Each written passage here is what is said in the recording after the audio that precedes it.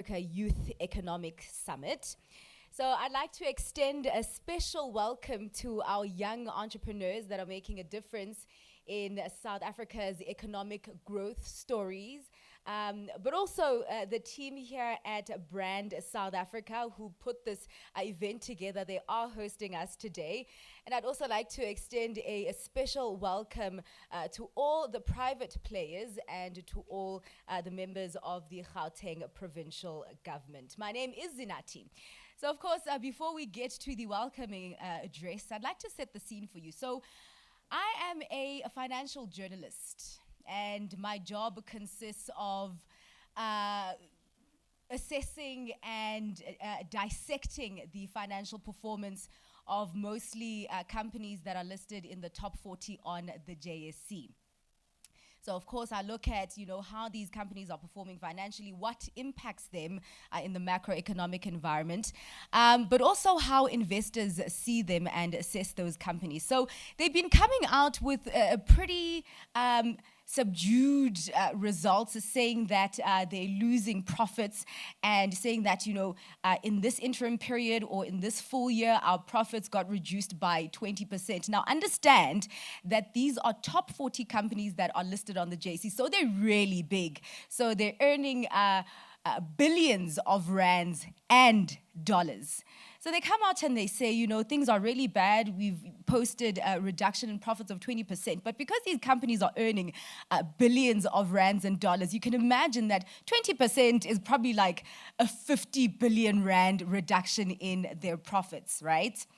And I mean, to them, that's really a drop in the ocean. But I mean, to a lot of us, that drop in the ocean, we'll never even touch that reduction of money, right? Let alone how much money they actually make. And a lot of the time when they say that their profits are reduced is because they say that it's really, really difficult to do business in South Africa.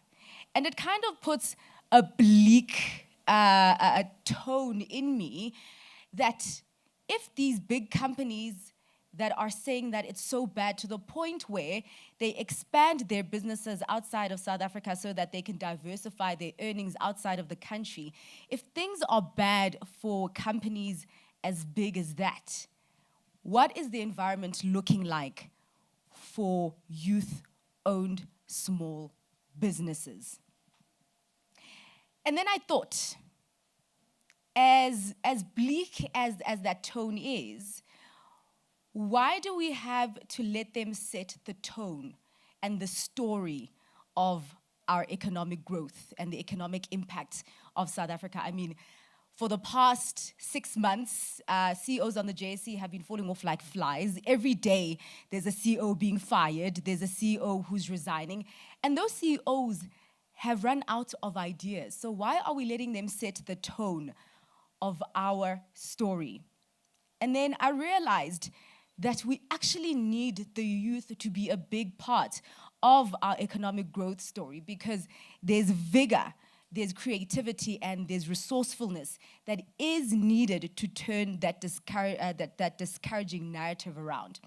So there's a company in the USA, it makes clothing for outdoor activities and adventures.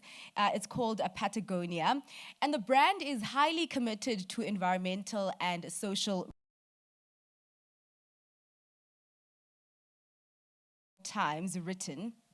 Listen to this. I actually wish I had it up on the screen. Very bleak. We're all screwed.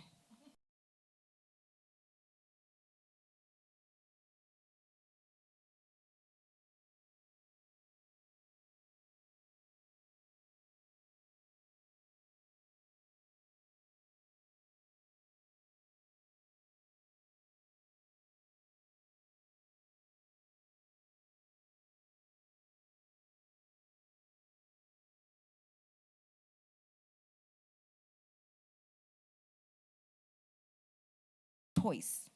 We need to demand a livable planet. And we don't trust anyone who says it's too late to fix the climate crisis. Because the reality is, we can imagine a healthy future, so don't tell us that we're all screwed.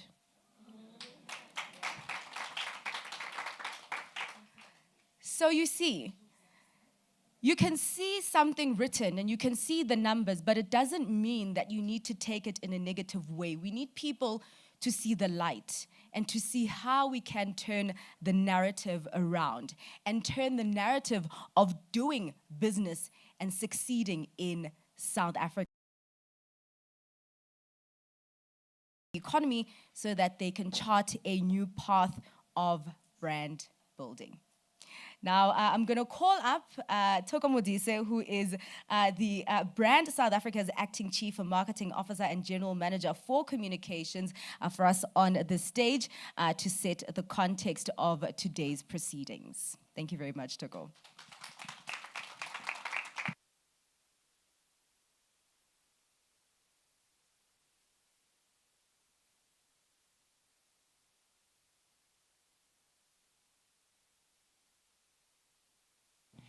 And I wake up and I ask myself the question, why do we do what we do? Because someone needs to bring hope. Because someone needs to wake up every morning and think, whose life can I change today? So when I hear half-empty glasses, narratives like that, I always think the glass could always be half full, or you can just fill it up, right? So this is the world we live in. We constantly have to fight these battles of who's winning, who's not winning. Should we all give up? We don't. We cannot afford to give up, especially as you young people. If we can't give up, you certainly have no right to try and give up. With those words, good morning. I thought I must just connect to what you're saying. So, as you know, this is our job. It's not an easy job, but it's a fulfilling job. It's a job with purpose, because ours is to lead the marketing of this country, whether it's from a domestic perspective and whether it's from an international perspective.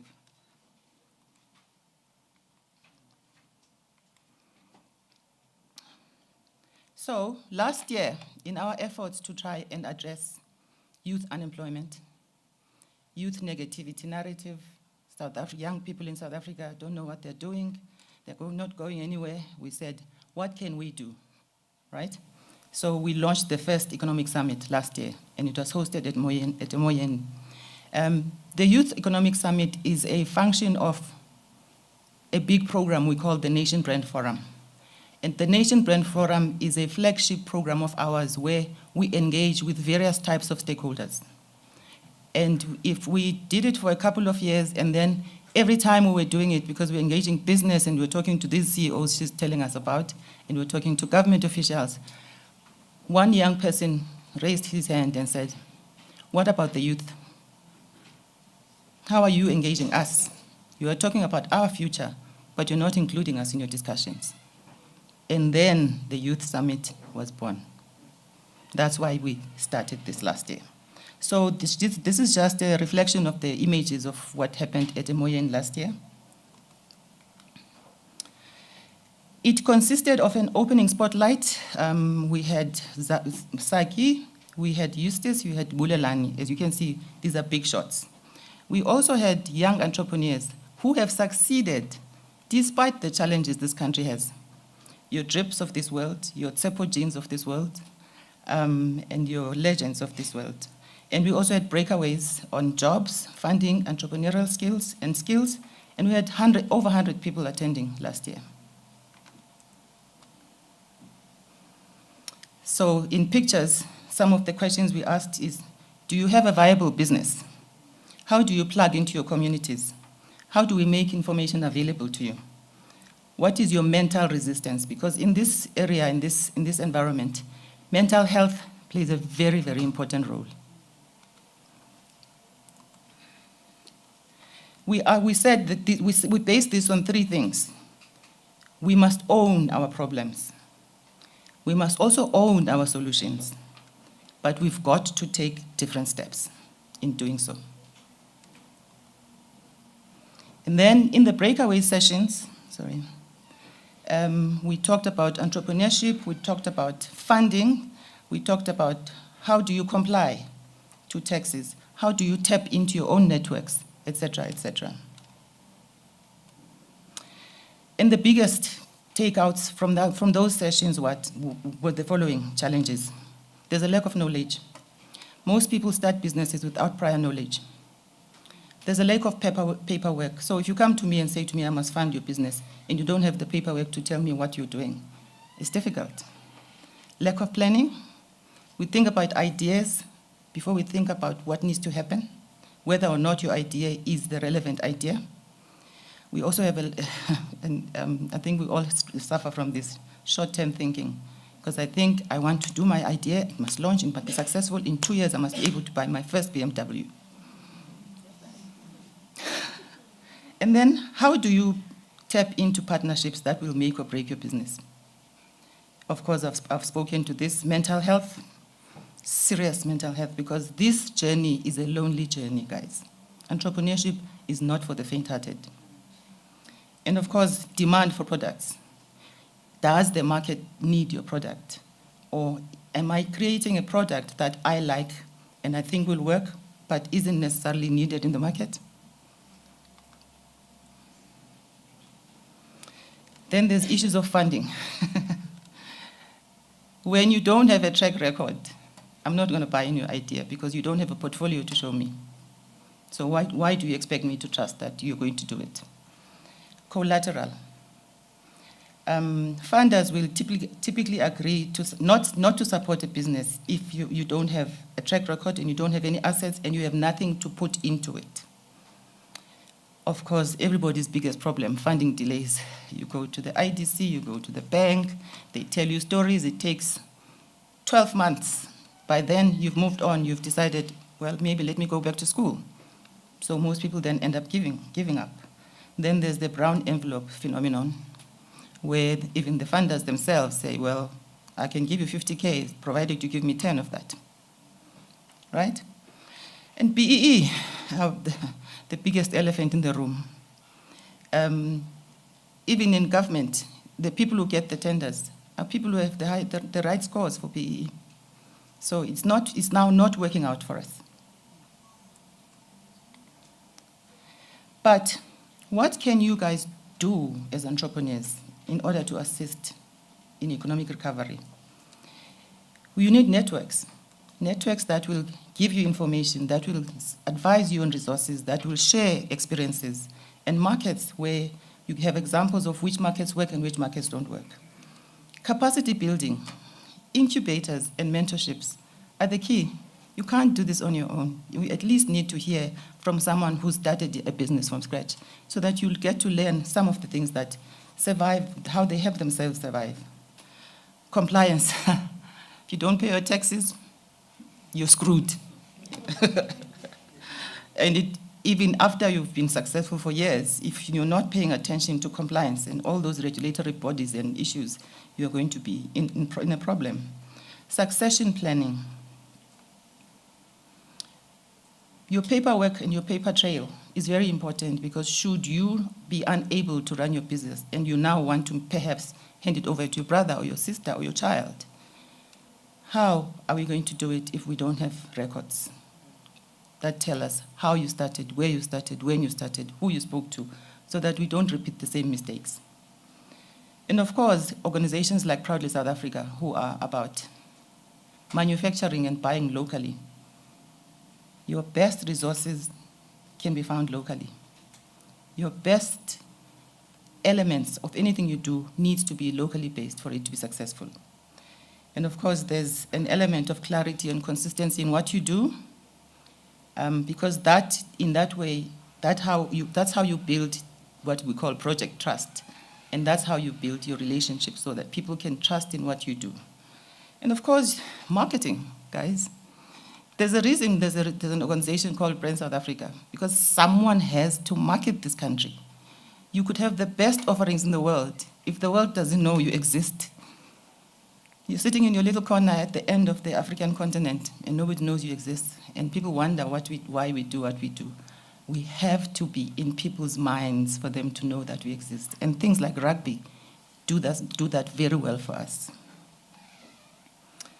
And this is just a recap on some of the solutions we've just spoken to.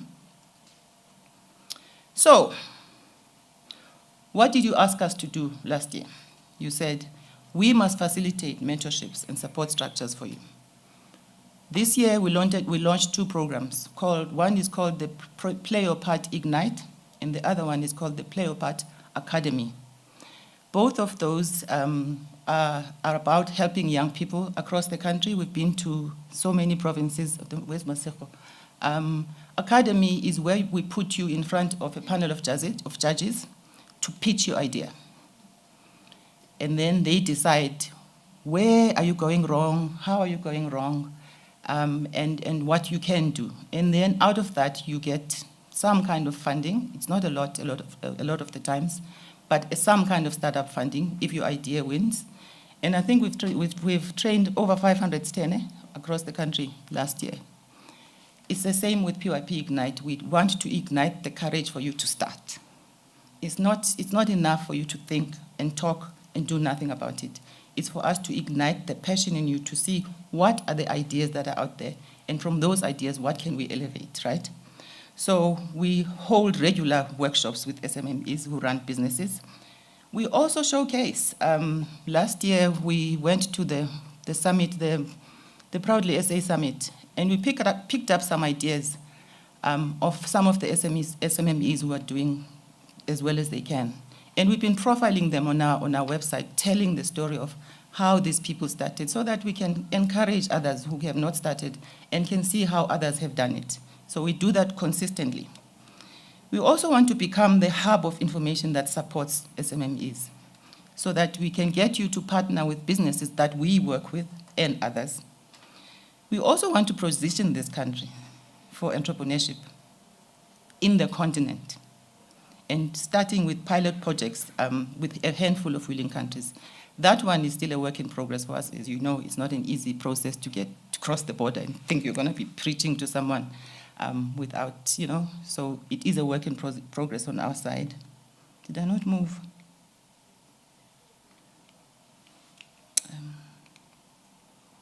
Okay, technology, yeah. This is what I was going through right now, sorry. And then, now we're back here this year. And I'm hoping the energy will be just as good as it was for us last year. And what are we talking about this year? What is the agenda? Hear your thoughts about South Africa 30 years later and what the next 30 years will look like. We also want to be able to be the people who build an enabling environment for you, so that you can see the bright future that we see. You can see the potential we see. You can be the change we want you to be. And so Play Your Part for us is bigger than just a domestic campaign that says, play your part here, do this, do the small things. It's about it.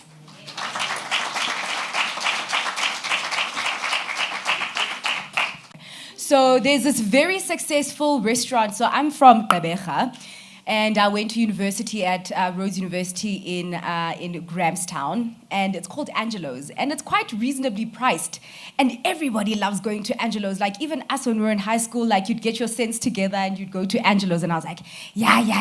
Grahamstown is a small town, and it needs a restaurant, man. It needs a vibe, and I was like, yeah, Angelo's. But I mean, as reasonably priced as it was for PE, for Gqeberha, it probably wasn't as reasonably priced for Grahamstown for students. But I was so determined, I'm going to open this. I even used to dream that I'm driving a BMW. And I was like, yeah, this is God talking to me, that I must now start this business.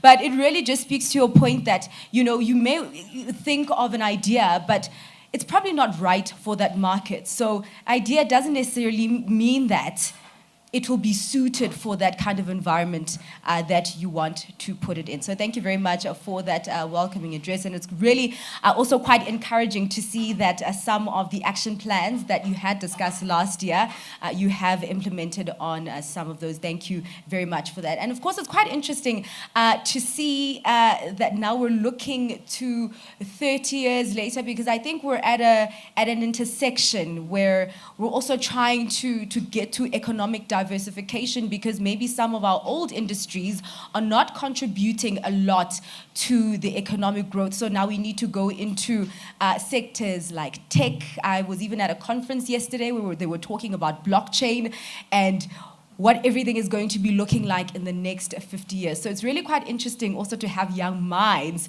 that are very tech savvy going into those kinds of spaces and sectors. I'm going to welcome Bathandwa Damoyi to the stage to give us a keynote address and insights on the state of the youth in terms of jobs, entrepreneurship, and skills. So that is Bathandwa Damoyi, the Chief Financial Officer of the Gauteng Enterprise Propeller. You can take the stage.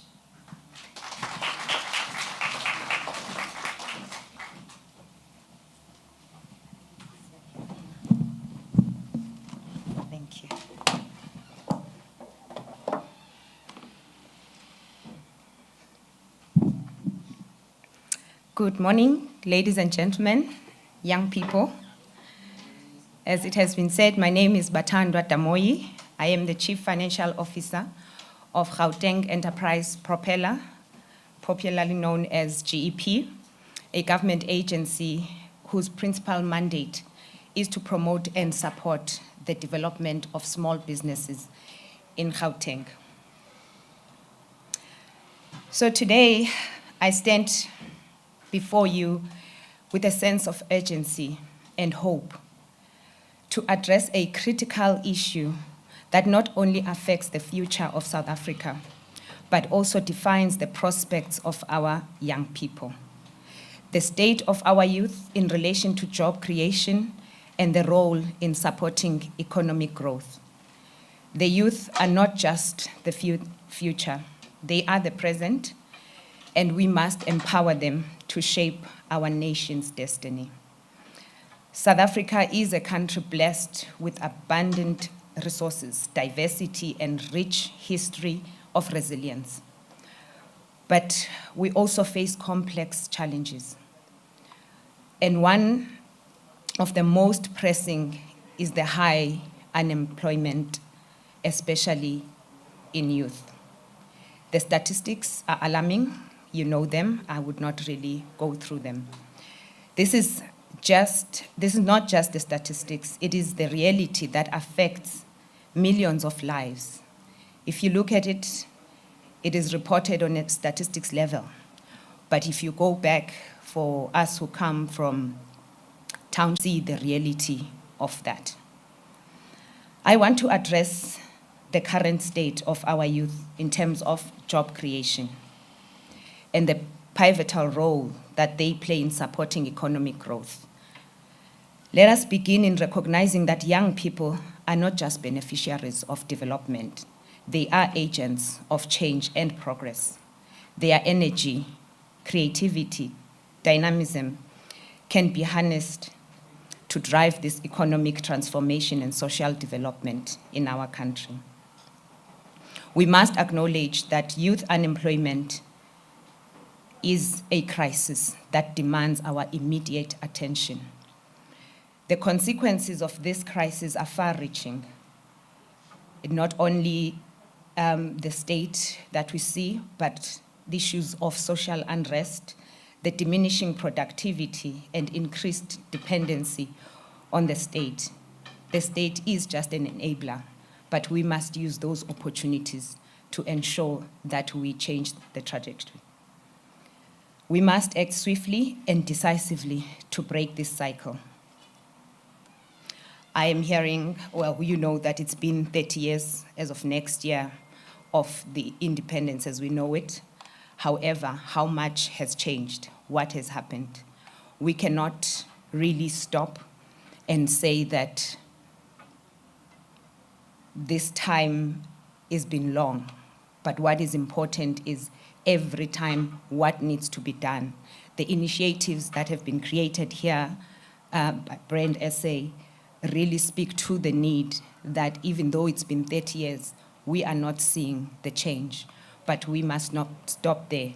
We as young people can come up with the ideas that will change the situation. I do speak of new companies that have been formed in the past 30 years. How many young people created those? I speak of Capitec. I speak of a few companies that have been able to assist in creating jobs, but why can't we do it as young people? the support that government has provided in terms of funding, also non-financial support, is everywhere. We at GEP, we also have a partnership with the NYDA on a youth fund. We support financially and non-financially. So maybe we need to ask ourselves, where is it that we are not really playing our role? How do we prepare our youth entrepreneurs? We must focus still on education and skills development to equip our youth. We cannot move away from that. Just like any field of life, entrepreneurship is hard, and it requires a systematic approach to ensure that we succeed. Sister was talking about the issues of mental health. So the non-financial support also needs to address those issues because of the challenges that young people face and generally entrepreneurs. Because there's a time where things are going to go well. How do you manage your business? There are times when things are not going to go well. How do you manage your business? So those soft skills are very important. Things that are made popular after you finish high school is academics. But we have programs for youth starting from 18 years old. Why can't we make entrepreneurship fashionable as an option? We speak of technical colleges. I do know a lot of people would want to go to universities, but you find that as a developing state that we are, as South Africa, we do need technical skills. We do need to support industries such as agriculture, infrastructure, and make these skills popular. If you think of Eskom, as most of the power stations are situated in Mpumalanga, there were a lot of technical schools that were formed around empowering young people on supporting Eskom. So we need to be intentional and create such avenues for our young people. I find that do we support the government as an enabler? Creating tenders were well-meaning, but in their nature, they are short-term. We want to create businesses that are sustainable, that will be able to train others that are coming. Because when you are one entrepreneur and you get an opportunity for a long-term contract, once you've been trained, you are able then to bring in other young people. So we need to create environments that allow for that. But that is going to take courage and bravery. It goes without saying that youth empowerment programs, mentorship, and access to funding for innovative business ideas, it should be made more accessible. This way, we can unlock the entrepreneurial spirit of our young people. There are new ways of doing things these days. I see with IA, Chat GPT, they are tracking plagiarism differently now because there are new ways of doing things. We need to spend less time on completing things, but more on analysis, more on understanding on where are we driving our businesses to. So it is important that if you're going to write a business plan, you do get these the assistance from your GPT, but it is in analyzing it that it speaks to what you want to achieve. So we need to have a shift even in terms of our training, where we are focusing our energies on. Because young people, they show us things that we actually still are using the old methods. but that shift becomes important. In conclusion, the state of our young people in relation to job creation and their role in supporting economic growth is not just a challenge, as I had mentioned. It is an opportunity to harness the energy, creativity, and determination of our youth for the betterment of our nation. We must work together as government, as society, as individuals to create a South Africa where every young person can aspire, can achieve, and contribute. Let us not forget the resilience of our nation's youth. We have played a pivotal role in the past and in the fight for freedom and justice. They have the power to do so again in addressing the economic situation of our country. The shift has moved now from that freedom and justice which we think we have, but are we economically free? And that is the issue that we need to address right now. Together, we can overcome the challenges, unlock the potential, and build a prosperous and equitable South Africa for all. I thank you.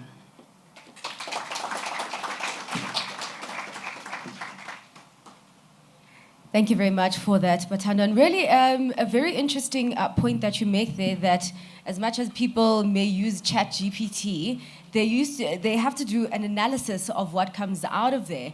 Because also what you need to realize about AI is that it's got a very neutral tone. But also some of it may be biased because there's no human intervention there. So that's a very, very important thing to note.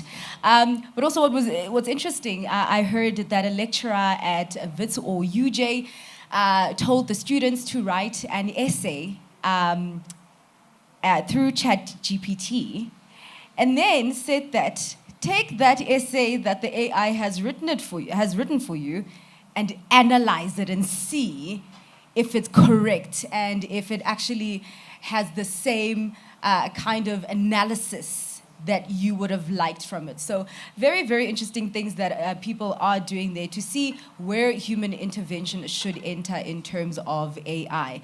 But really, really interesting points that you bring out there that, I mean, as we'd said, that with entrepreneurship, you must think long-term, but also thinking long-term means that you need resilience because there will be bad times. For the youth contribution in our economy is we need to get youth jobs, but also why is it not embedded and why is it not given enough attention that entrepreneurship should be embedded, because that will eventually solve the unemployment crisis that we have in the country.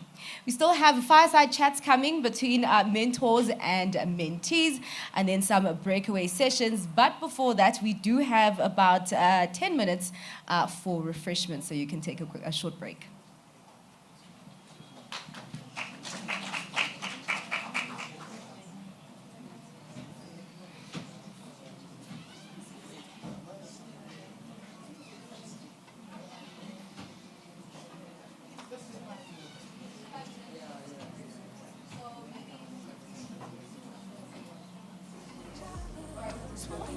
All right, we'll make it 5 minutes. So the time now is 10:06, so we should be back at 10:11.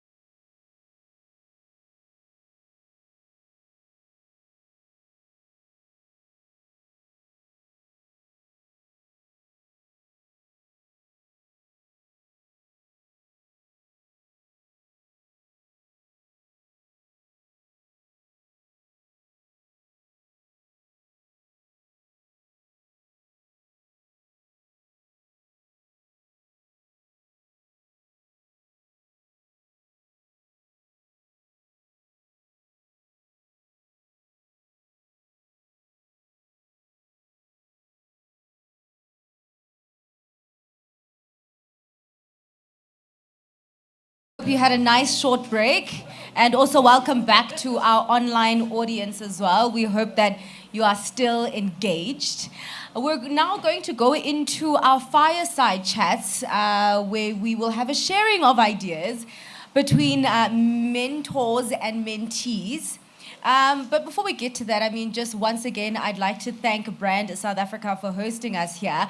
And of course, we also wouldn't be here without the friends of Brand South Africa, including a youth-led business, Yoba, that is the Youth-Owned Brand Award. So they host the top 16 Youth-Owned Brand Awards. So really, please give a round of applause, actually, for that partnership, for bringing us here all together. All right, the first one,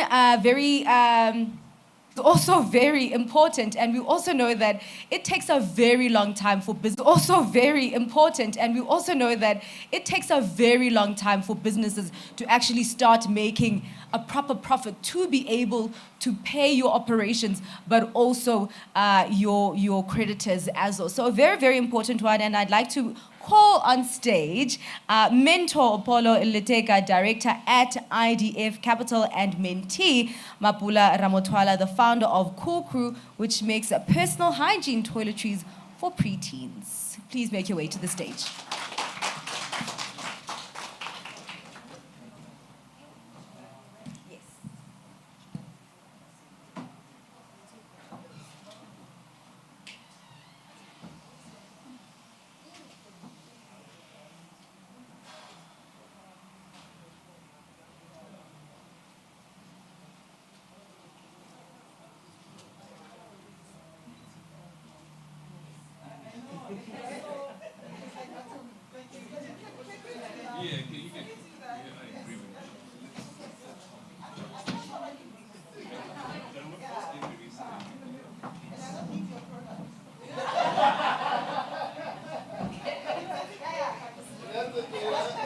I thought we were still operating on social distancing.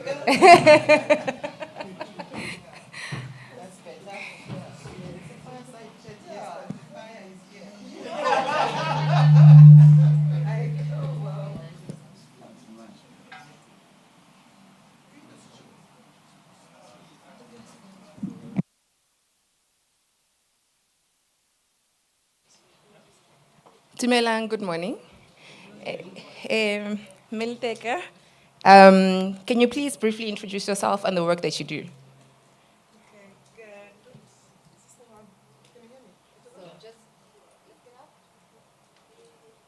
Is it on? Okay.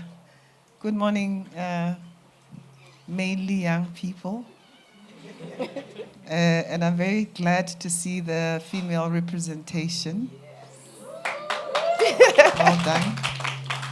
And the old ones are welcome too. We bring wisdom.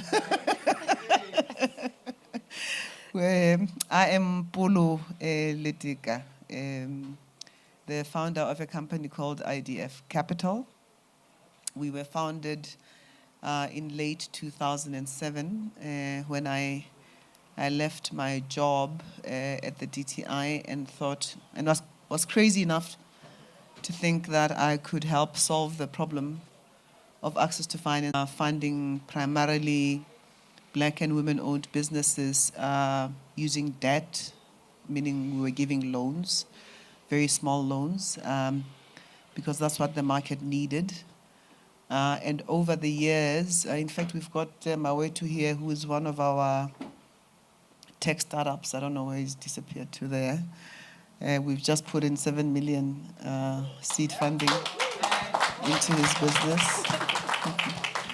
So we do venture capital investing. We support tech startups. We run a technology accelerator. In fact, Mawetu came to us as part of our technology accelerator initially, where we helped to commercialize them. And then because they listened to us and they did what they needed to do and met our milestones, we were able to put in 7 million rand. And I know there are other investors that also put in money.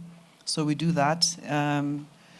So we do venture capital investing, early stage VC. We also do private equity for SMEs across 6 countries on the African continent. We are pioneers in investing in women. For a very long time, we were the only African women-owned business that focused on investing in African women. I'm glad to see that it has become fashionable, so everybody's doing it, which is a good thing for women. So there's more money out there for you ladies. So yeah, that's what we do. Thanks. Okay, I guess you starting IDF Capital meant that you probably had a lot of hurdles or rejection from funders, you know, and it's something that we also face at this point. So how did you handle that rejection? How would you advise us that are still in that process to handle rejection? Can I answer you through storytelling? Yeah? Telling my story? Yes. Yeah, because it's practical. So when I left my job, I was working for government, so I was very poor. I didn't have any reserves left, to start my business. So what I did is, I actually didn't go looking for funding. I didn't start with looking for funding. I started with help me set myself up. So I asked for free office space. I got free office space. I said, give me a stipend, and I've got some skills which you need. You don't have to pay me consulting fees. I'll do that for you and pay me a stipend, because I was a single mother, so the child needed to stay in school. Yeah. So I looked at what my basic financial needs were and asked the company to. I was actually incubated by Anglo American. So for 7 months, they gave me free office space, a computer, and I was getting my monthly stipend. And what I used to do for them is, when I was in government, I was responsible for writing the BBBE codes. So I used to do free BBBE work for them, for Anglo. So that's how they benefited and I benefited. But I was lucky, and the reason why I'd gone to them is because they had an enterprise and supply development fund. And the reason why another reason that I wanted them to give me space is because it then gave me direct access to the CEO of the fund. So as I was writing my business plan, I would say, okay, this is what I'm saying, or he would ask me very specific questions. So, Polo, what's your fundraising strategy? Because you're going to be managing a fund, going to be running a fund management business. Who are your target clients? And I would list them. Do you know them? How are you going to access them? What are you going to say to them? And so I allowed myself to be interrogated as I was writing my business plan, which then helped me to also be realistic about the level of funding I would need, because that 7 months period gave me an opportunity to better understand the business model, the opportunity, what I would need from people, what they would cost me, office, whatever.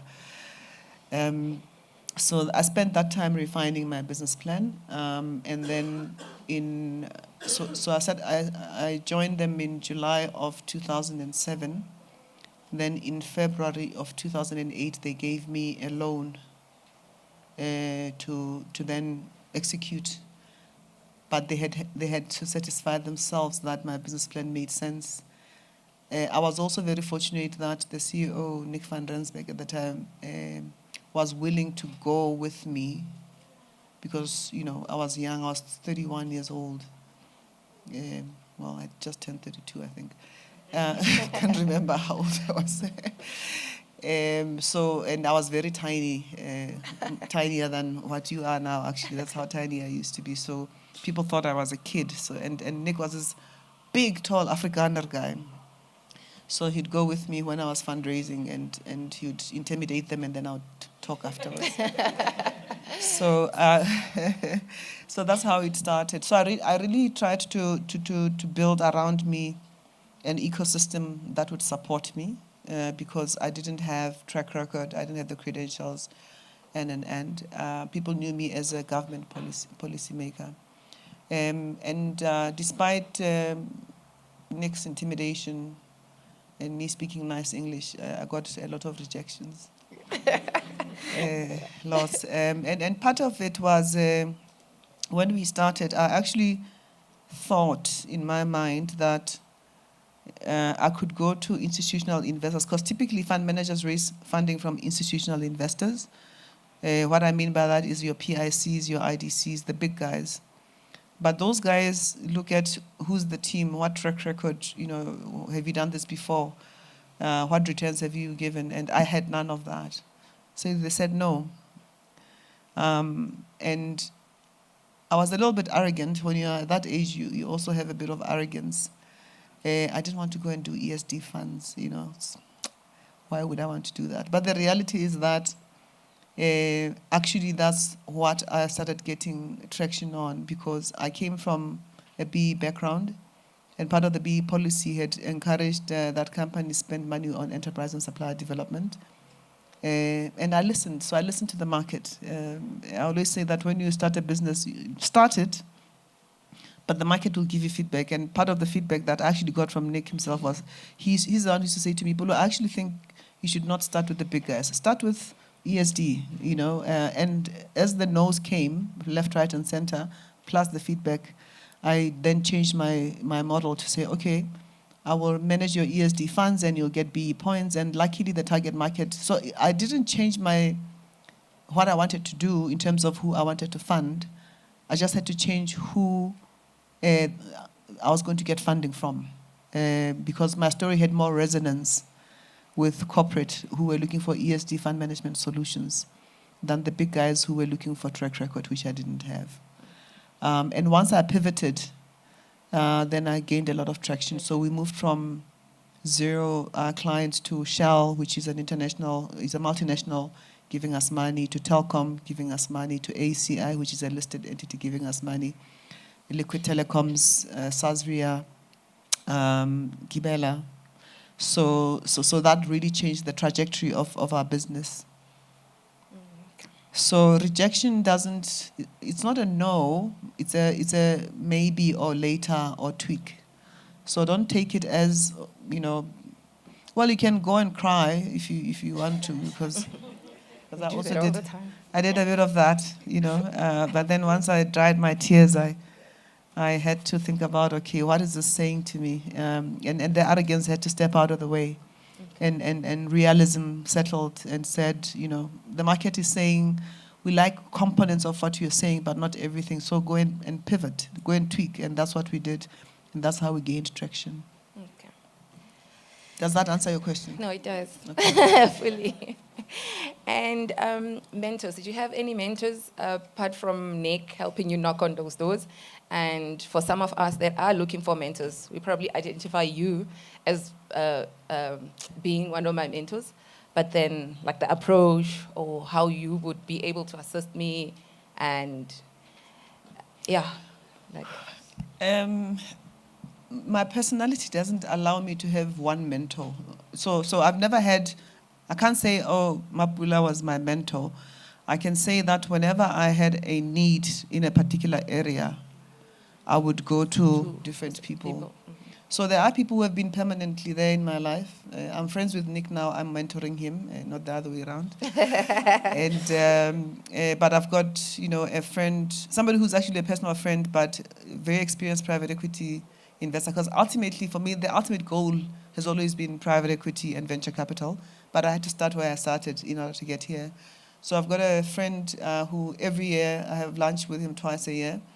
And as he's eating, I've got my notebook and I'm writing notes and I'm learning and I'm becoming more sophisticated, more knowledgeable. So I've never called him a mentor, but now that I think about it, he's probably been a mentor. But I've always I'm very fortunate in that I've got a very wide network. So I talk to everybody. If I'm trying to understand a certain thing that I'm trying to resolve, I have an idea of who might be the right person to talk to. So I open myself up to talking to anybody, to be honest. And I think there's nothing wrong with having a mentor, but I think it's better to have a pool of them, if you will, because different people teach you different things. Yeah. Okay, so many entrepreneurs like myself grapple with raising funds to grow their businesses, because mostly unbankability of black business, complex application processes. How would you advise us to go also about that process? So it's not unbankability of black businesses or women businesses, unbankability, period. Right? So any business that does not have a track record is unbankable, whether it's black or white or male, female, or the new thing now, they. So it's true. These are the things that, when you are in the impact investing space, these are the things we are now having to think about. Yeah. In fact, there was a time we were thinking of launching a fund for the queer community because they also feel marginalized. So I think the unbankability is a problem across the board, and so you need to understand the fundamentals of why you're unbankable. The other profiling issues and prejudice is you can't do anything with prejudice, unfortunately. I've had to accept that no matter how much I wish white people could think black women intelligent and whatever, it's those who know the truth that will see it, but I can't force it on anybody. So let's not try to solve that problem. It's not our problem. It's not our problem to Yeah. solve. I think the problem you have to solve as an entrepreneur is to understand, as much as us as funders do what we call a due diligence on businesses, entrepreneurs must do their due diligence on the funders they approach. I think the mistake that entrepreneurs make, are we left with 2 minutes? Yeah, but and the way keep going. Okay, so let me be quick. Entrepreneurs need to understand, and that's why you need to spend the time, the 7 months I spent, understand what your business funding needs are in terms of type of funding. So nature of funding, is it debt, is it equity, is it a combination, and why, right? And then look for funders that meet the criteria. So you have your own criteria. You come to me and interview me and see whether I'm the right kind of funder for you. Then you'll be less frustrated. The problem is that we go to everybody, and then we talk to the wrong people and get frustrated. Okay. Can you please share light on different funding options that are available for entrepreneurs? Well, also without unrealistic requirements of financials and. No, but that's another thing. The financials are a fundamental requirement. If you don't have, or at least projections, if you don't have historical, Yeah. that you should have. If you don't want to have it, then don't talk to a funder. That would be my advice. Funding, so there's debt, right? There's short-term debt, and typically with short-term debt is when you're looking to, let's say you've got a contract and you just need, maybe you have to deliver bottles for this event, so bottles of water. So you've got a contract, but you don't have money to buy them. So short-term working capital, buy them and then pay in 3 months' time. And then there's long-term debt, which is when you want to buy a machine, for your manufacturing. We're talking about. And then if you are running a business like Mawetu's, which is, it's not tangible. Mawetu can't give you a product today, but we gave him 7 million because it's a patient capital kind of business. We can see the vision, we understand the opportunity, we understand the problem he's trying to solve, the opportunity and the size of it, but it's not tangible as yet. So he needs someone who's going to give him capital, forget about it for a few years, and maybe in 5 years' time say, I want my money back. Did we say 5 times? Yeah, something like that. Okay. So that's equity. Okay. Well, in closing, any tips for entrepreneurs to make their business funding ready? Yes, there's a book that we wrote actually called I'm In. I still have a lot of copies at my office, and I'm sure Mawetu can give you his if you want. And we've actually laid it out very nicely. But it's basic things like understanding the problem you're trying to solve, the size of the problem, whether your solution is the best solution, are there other solutions, why is yours better than others, are people willing to pay, what price are they willing to pay, what will it cost you to produce whatever, are you going to make a profit out of it, and are you going to give a return to investors? So what I've just described right now is a business plan. No, true. In short. All right. No, thank you so much for the pointers. You're welcome. We really appreciate your time. All right, Thank you.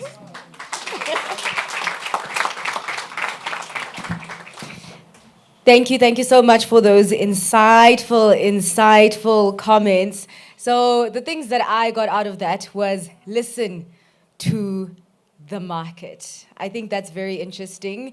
And I think it also speaks to what Pulu said about understanding why you're unbankable. and also understand what kind of funding you need, whether it's debt, whether it's equities, like how she had to, instead of going to institutional investors that she wanted, she now had to take funding from ESDs. But also that you need to open yourself up to a wide network of people, because you will need different mentors for different needs and also for different times in your entrepreneurial journey. So really, really quite interesting. But also the fact that your vision, you don't need to change your vision, just tweak it a little bit. Listen to the market and tweak it, tweak some elements, but not the whole thing. So thank you so much for that and for those wonderful questions. You could take my job as a news anchor. All right, now we're going into the next fireside chat. So we are giving everybody 15 minutes each. So I'd like to call upon the mentor, Miles Kubeka, co-founder of Wakanda, and the mentee, Khunze. Wait, I need to take a deep breath. Selautwe. I hope I have, yes, I've said it right. Oh, I'm so proud of myself. The founder and CEO of All Day Jam, and I'm glad that it's All Day Jam, because just like breakfast, we have this misconception that you have a jam earlier on in the day, but I mean, I think being busy and load shedding have taught us that you can eat jam at night for supper. So you can come up to the stage.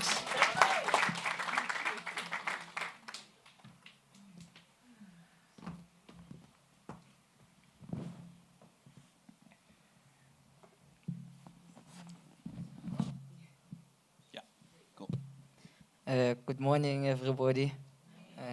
Good morning, my brother. Sure. How are you, Mr. Good. Kubeka? I'll Miles just is say, fine. I prefer saying my brother. Mr. Miles, please introduce yourself and your business to us, please. Cool, thank you very much. So I'm Miles Kupeka. I never know where to start, but my background, I'm a systems engineer by training, worked for Microsoft for a decade, had fun, traveled the world, got paid really well. And during that process, I happened to see an advert about this character called Uvuyo, the big, big dreamer.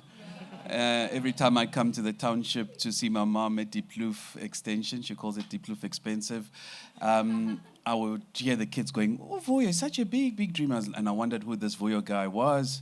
I Googled, found out it was a fictitious character dreamt out by an advertising agency in Cape Town. So I promptly trademarked it. I quit my job and I became Vuyo from that day on. Sadly, even my mom now calls me Vuyo.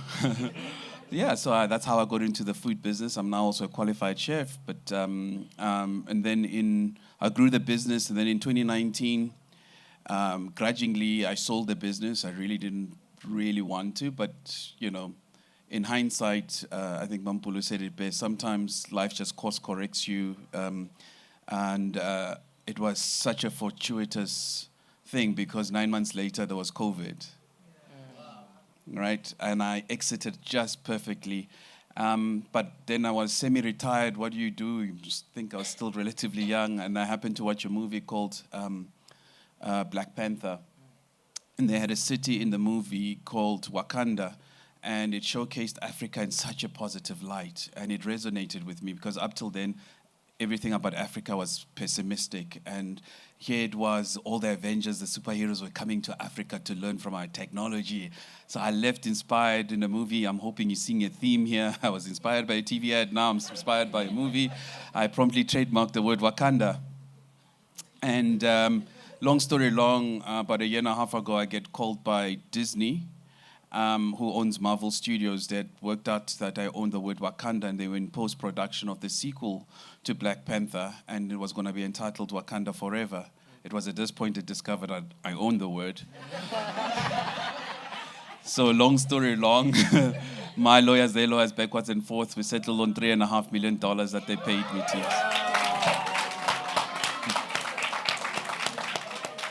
I'm kidding. Or am I? It's called the NDAs. But what Wakanda does essentially is we find amazing food creatives, food and beverage creatives. We help them scale.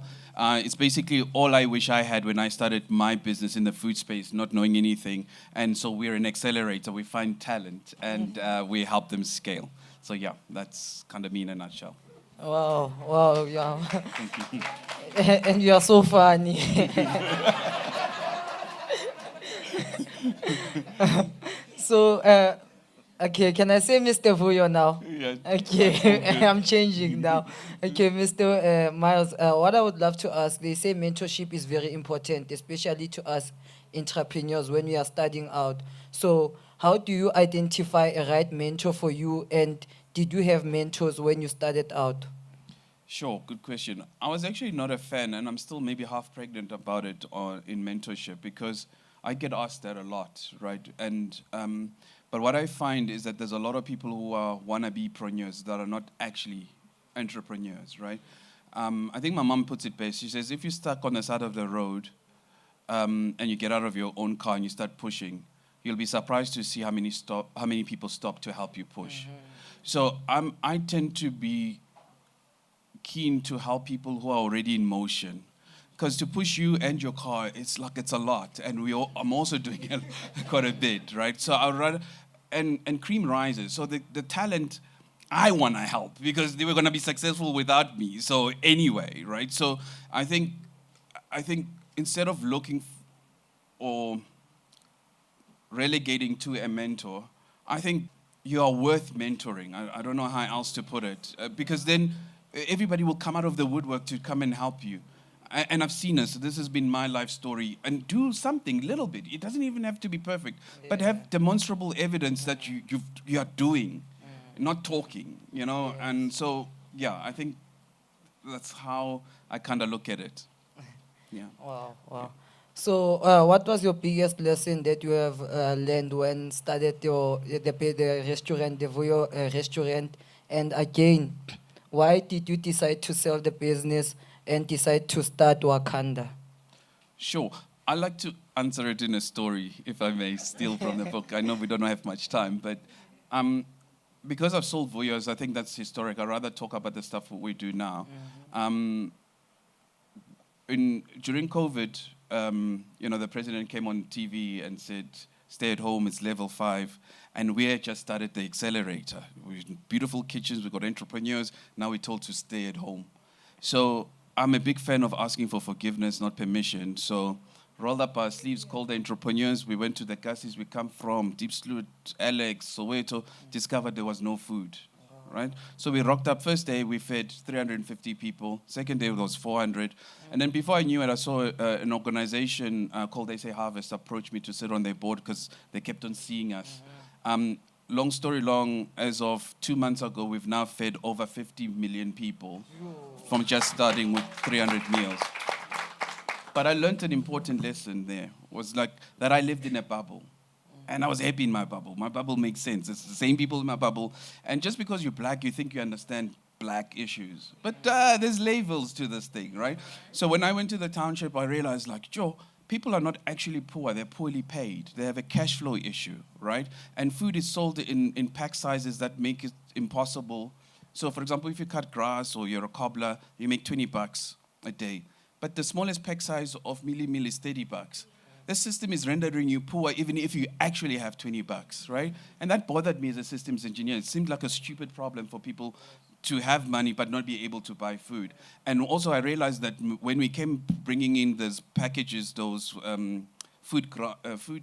those food parcels, we were creating a dependency thing because now people are reliant on you. So you're not solving the problem and you're showing them that you're a reliable source. You're rock up, you're consistent, you've got good quality. I mean, you can't blame the person to now.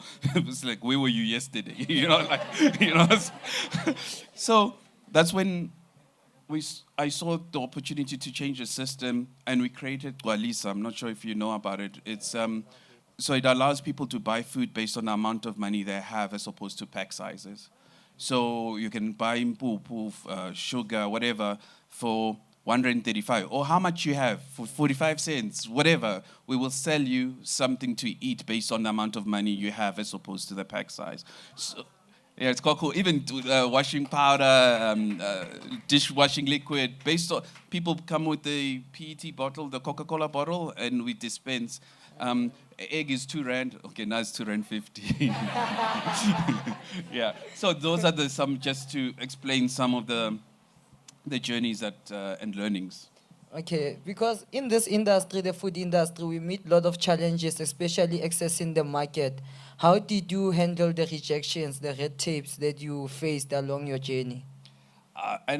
Honestly, that doesn't change. There's more, and they change in terms of scale, but there's always rejections and all of that stuff.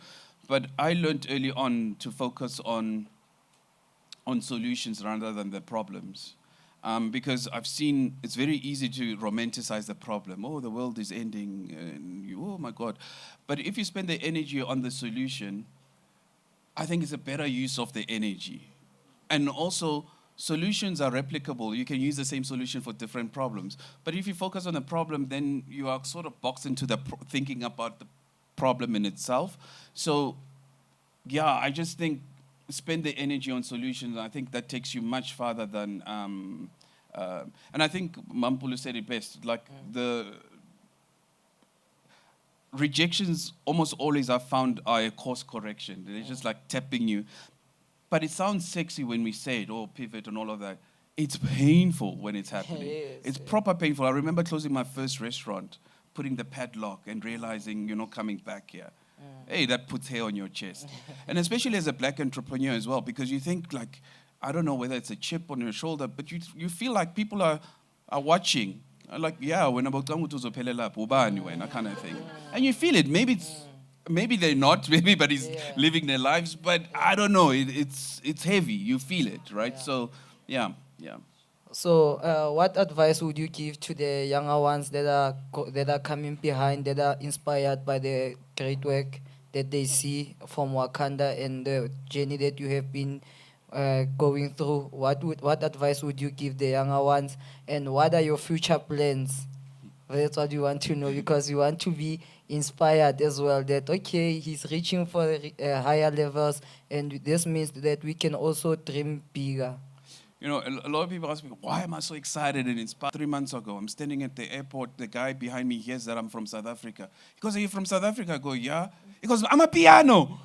It's like, and I'm always blown away at how much South Africans we punch above our weight, but we are so negative amongst ourselves. It makes no sense. The rest of the world is so inspired, and I'm inspired by the likes of yourselves. Like, guys, like, I've seen stories I go, you know, and I'm telling you the honest truth. That's where my energy comes from. I mean, one of our alumni entrepreneurs, Dr. Tracy, she's a medical doctor by training. She's one of South Africa's youngest doctors. She qualified in medicine at 21.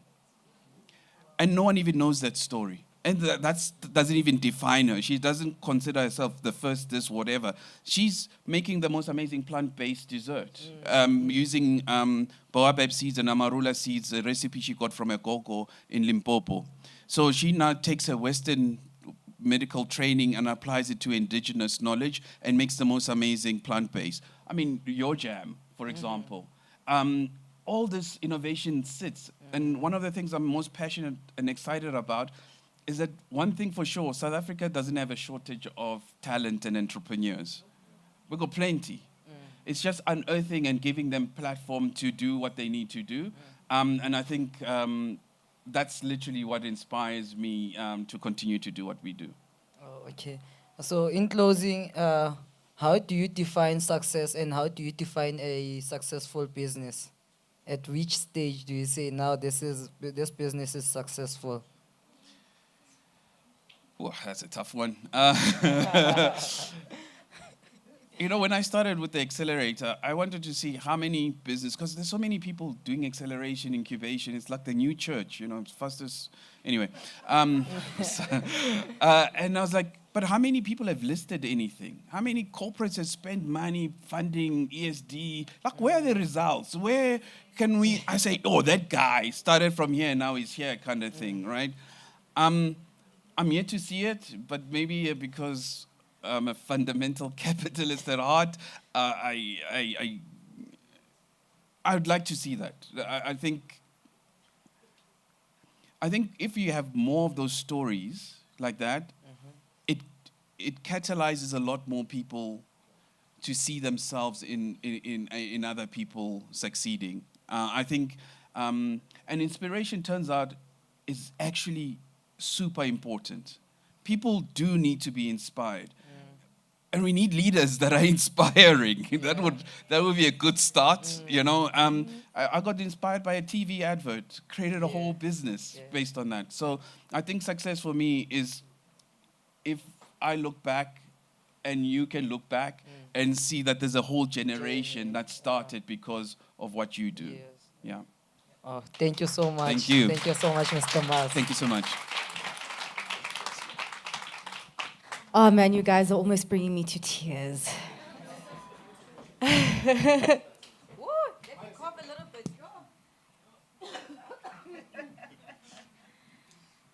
Sorry, that was a little bit of a cough. I'm still recovering from a flu I had about 3 weeks ago. But I'm fine, I'm non-infectious.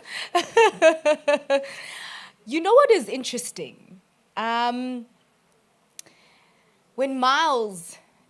you were asking Miles about success and how do you know when your business is successful, Bulo also was like, hey, yeah.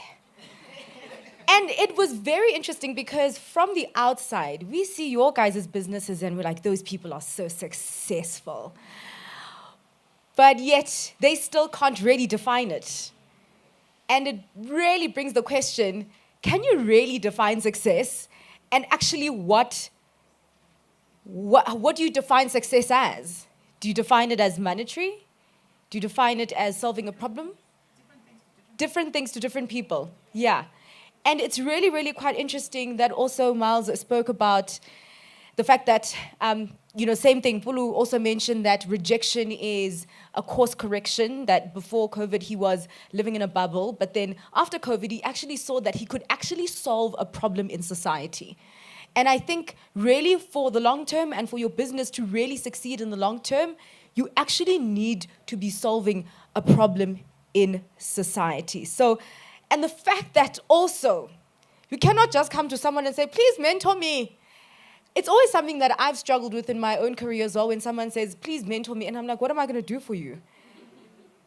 You're not in this space already. What I can do is maybe advise you in this space, but I cannot give you anything. And the fact that he said, you need to be emotional ready so that your mentor can see that you can handle yourself and you can actually go on this journey. And you can actually go on that journey alone, but it's just that it really helps in accelerating your growth to get someone. But you need to already be in motion. It says God helps those who help themselves, even your mentors.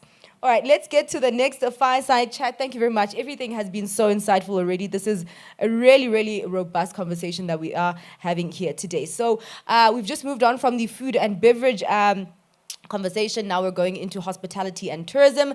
And our mentor is Jerry Mabena, CEO at Mutsamai Tourism Group, and the mentee is Mpumelelo Tinzo, co-founder and CEO of Book Ebony. They run bicycle tours in Soweto. So if you could please make your way to the stage. Thank you.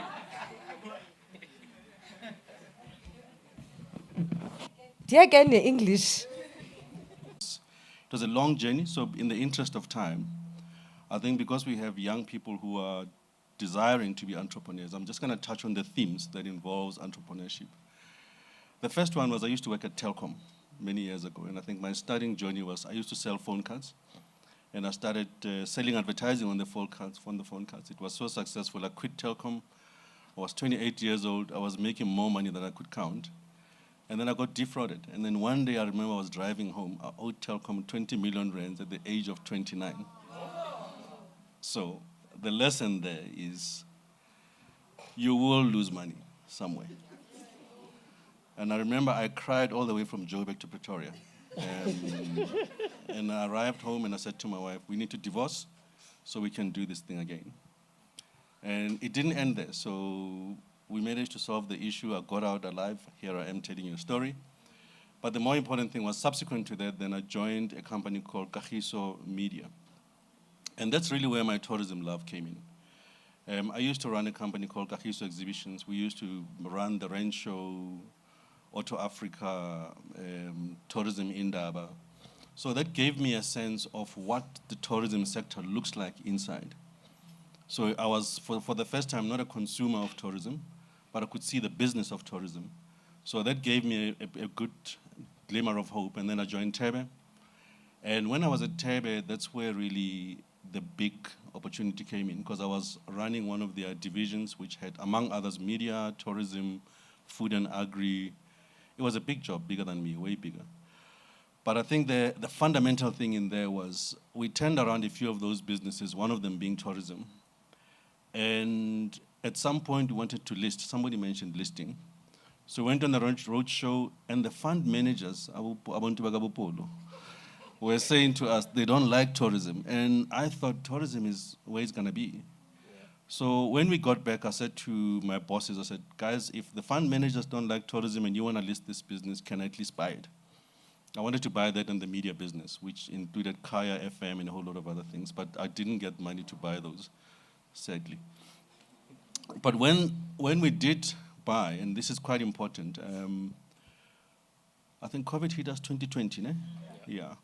We had agreed and signed everything, and we needed one final signature. I don't know whose signature it was, but it wasn't coming. And we ended up going on Christmas break of 2019 without that signature signed. That deal was 100 million rand plus at that time. Yeah. So, and it's important that I mentioned those numbers, because when we came back in Feb, China started to get COVID. By March, we were in lockdown. And at that point, we said, hold on, no one's traveling. So we paused that thing. But towards the end of the year, I went back and I said to them, listen, at some point, we're either going to live with COVID or we're going to get a cure for COVID. Whichever one it is, people will travel. So can we restart the discussions? And we managed to negotiate the price down by like 70%, if not more. So that's how we landed up with it. And maybe just to take it a step further, that as if that was not enough, because I had bargained that COVID will stop in 2020. And it didn't. So we went into 2021, we had 3 projects that were underway, and we couldn't stop. One of them was building a hotel in the Kruger Shalati, the train on the bridge. And the carriages were being made in Germiston. We were in lockdown. We had to find ways and means of carrying on. I mean, just like you, we had to find sneaky ways of, I had a food passport, to travel between provinces as if I was selling food. So, and we had to carry on building Mandela's house, Sanctuary Mandela, into a hotel in the middle of that, and opened a restaurant in Kruger. All of those were opened, I think, 2021. During COVID, middle of COVID, yeah. Yeah, no, that's amazing. But can I ask, Ogba, how would you define tourism with what you know? Because to us, as Soweto, tourism is why people come into the township, and that's it. So with what you know, how would you define tourism? One of the biggest things that I've always said is, as South Africans, we've never invited the black community into the tourism sector. All we have is a time when we had locked them out.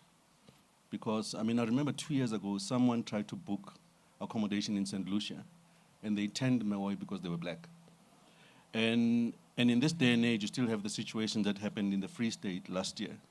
So when you talk about tourism in that language, and I hear you, is we need to be deliberate and very intentional about inviting our own people into those communities. And the products we have must talk to them.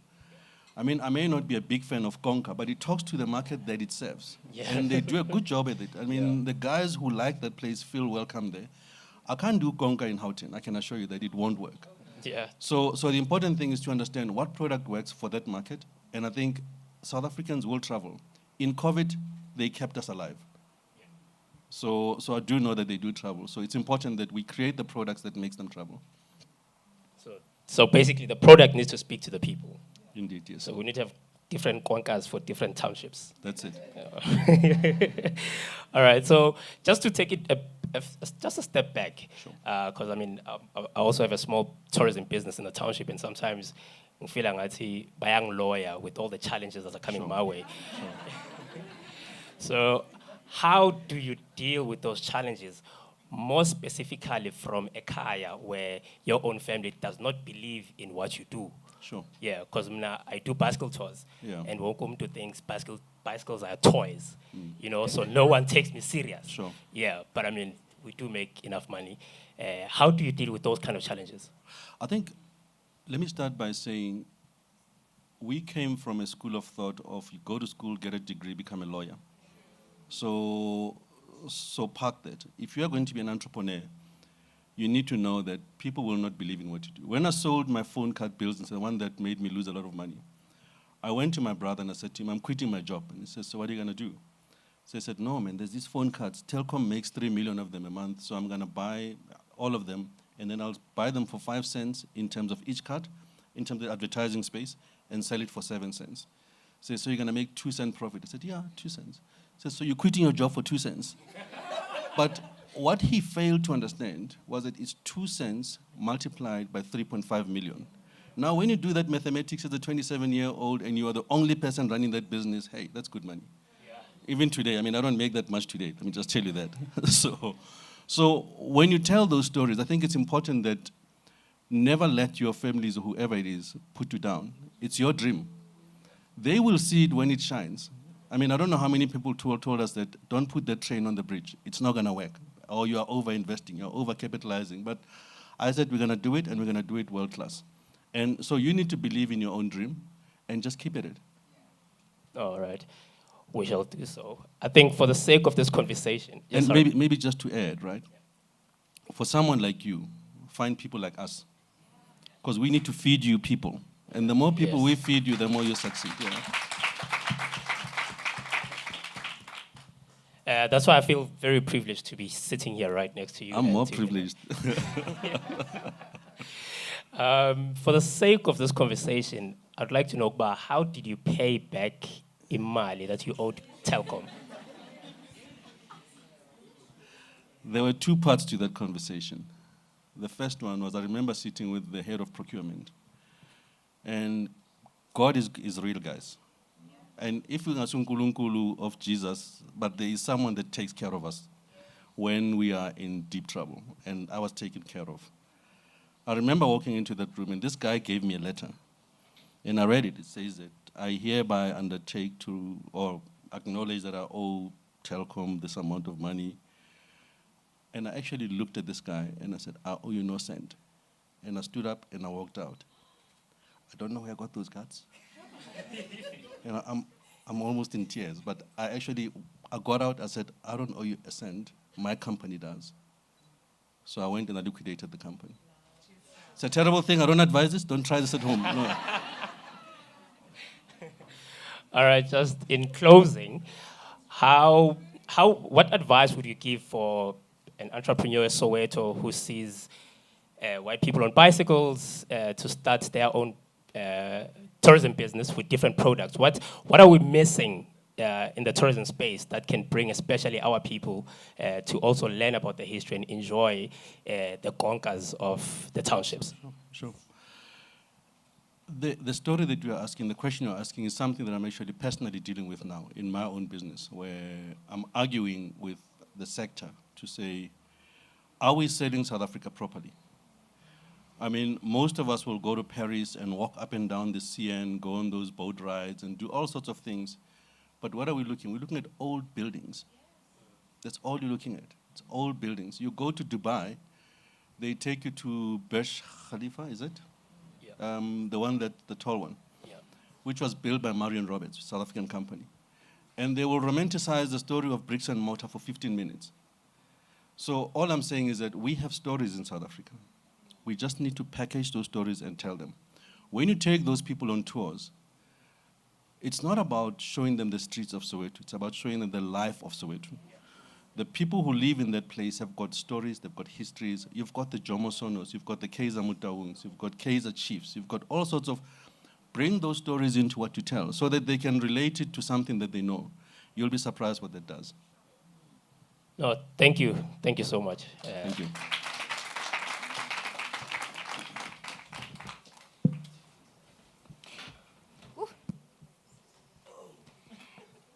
Thank you so much. Leaving us that note of selling South Africa properly. And also, we would like to thank Brand South Africa for doing that. Everywhere they go, a round of applause. And also, maybe not the weak rand that is making all the foreigners flood into South Africa at this point. But thank you so much for your insights there. And it's really, really quite interesting. You see a sector like tourism, and it's quite interesting that it feels like the majority of the country has never been invited in it. And I mean, it is one of the biggest economic contributors to the country. And I mean, I love how all the conversations have gone today. It's like this thread where Polo said, listen to the market, and you said that, listen to the market. You need to curate, tourism trips that actually speak to the Black community, to the people that you are trying to attract. And also lastly, really, I guess before we go to our breakaway sessions, believe in your own dream. People will say all sorts of things about you're going to be broke, you're going to do this. I was broke for 4 years. I got dumped because I showed the guy my payslip at the time. It was 4,000, and he's like, yo, I can't buy. He was ready to get married, and I'm sure he was like, yo, I can't buy a bond with 4,000. But look at me now. I'm sure he watches me on TV, and he's like, yo, I fumbled a bag there. I fumbled a bag. But listen, honestly, listen to yourself and to your vision. Your vision will never let you down. There's a reason why that idea and that vision was put in your heart. So thank you so much to everyone that has contributed to this conversation so far. I think we have a few things standing between us and lunch at this point, but a really important one is we're going to go into breakaway sessions, 3 breakaway sessions. Ushers will lead you there. So there will be a session on, so there'll be a session on, a breakaway session on funding, a breakaway session on market access, and another one for go-to-market and marketing. So all our entrepreneurs decide which one that you would like to go to. So it's all the entrepreneurs coming together, because as we mentioned, that the youth now needs to be invited into the conversation. We can't be talking. The people at the top can't be talking. You guys need to come up, identify those barriers in your entrepreneurship journeys, but also try and see, the opportunities in there that you can exploit, and also the solutions, what you require from the private sector, what you require from your mentors or potential mentors, and what you require as well from government. So it's all up to you now. So there will be ushers. I think the one room is downstairs and the other room is on the left, and then the last group can stay inside. So you decide which one you want to go to, either funding. I'll say funding must go.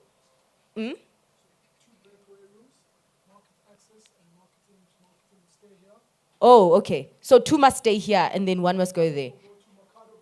Okay, all right. So funding, you can follow him, and then 2 can maybe stay, 1 on the left, 1 on the right, for market access, and then for go-to market and marketing. Also, you will be presenting all those challenges, what you've come up with, challenges, opportunities, solutions. And in each of your groups, pick 1 person to present all of those to us. How many minutes are we giving? We are giving, is it an hour? Yes, it is an hour. So you should be back at about 12:15. All right, let's get to it.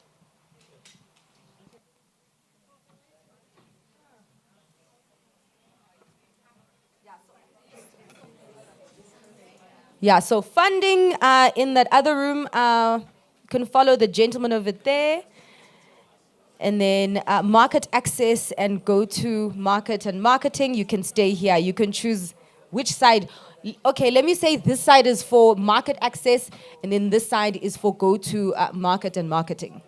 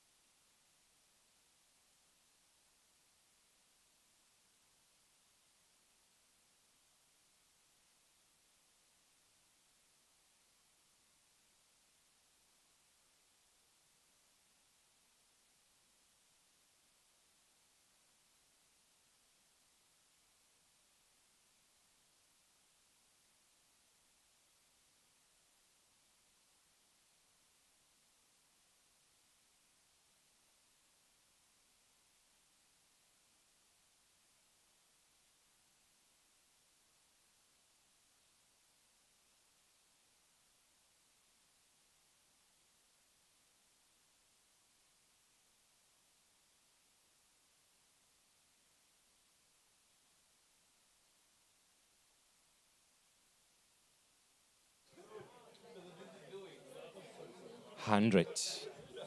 100. Well, good morning, ladies and gentlemen. I am just going to give a few seconds for people who don't belong here to leave us with peace. Okay, can we do that? All right, it looks like now the house is only occupied by the family members. So my name is Fusi Motaung. I have been given a simply difficult task, okay, which is to co-facilitate. So my colleague who is going to facilitate with me is Mahete. I like her name. And Mahete, will you please stand up just to greet the colleagues? So Mahete and myself are you not going to clap for her? I know you didn't clap for me, it's okay.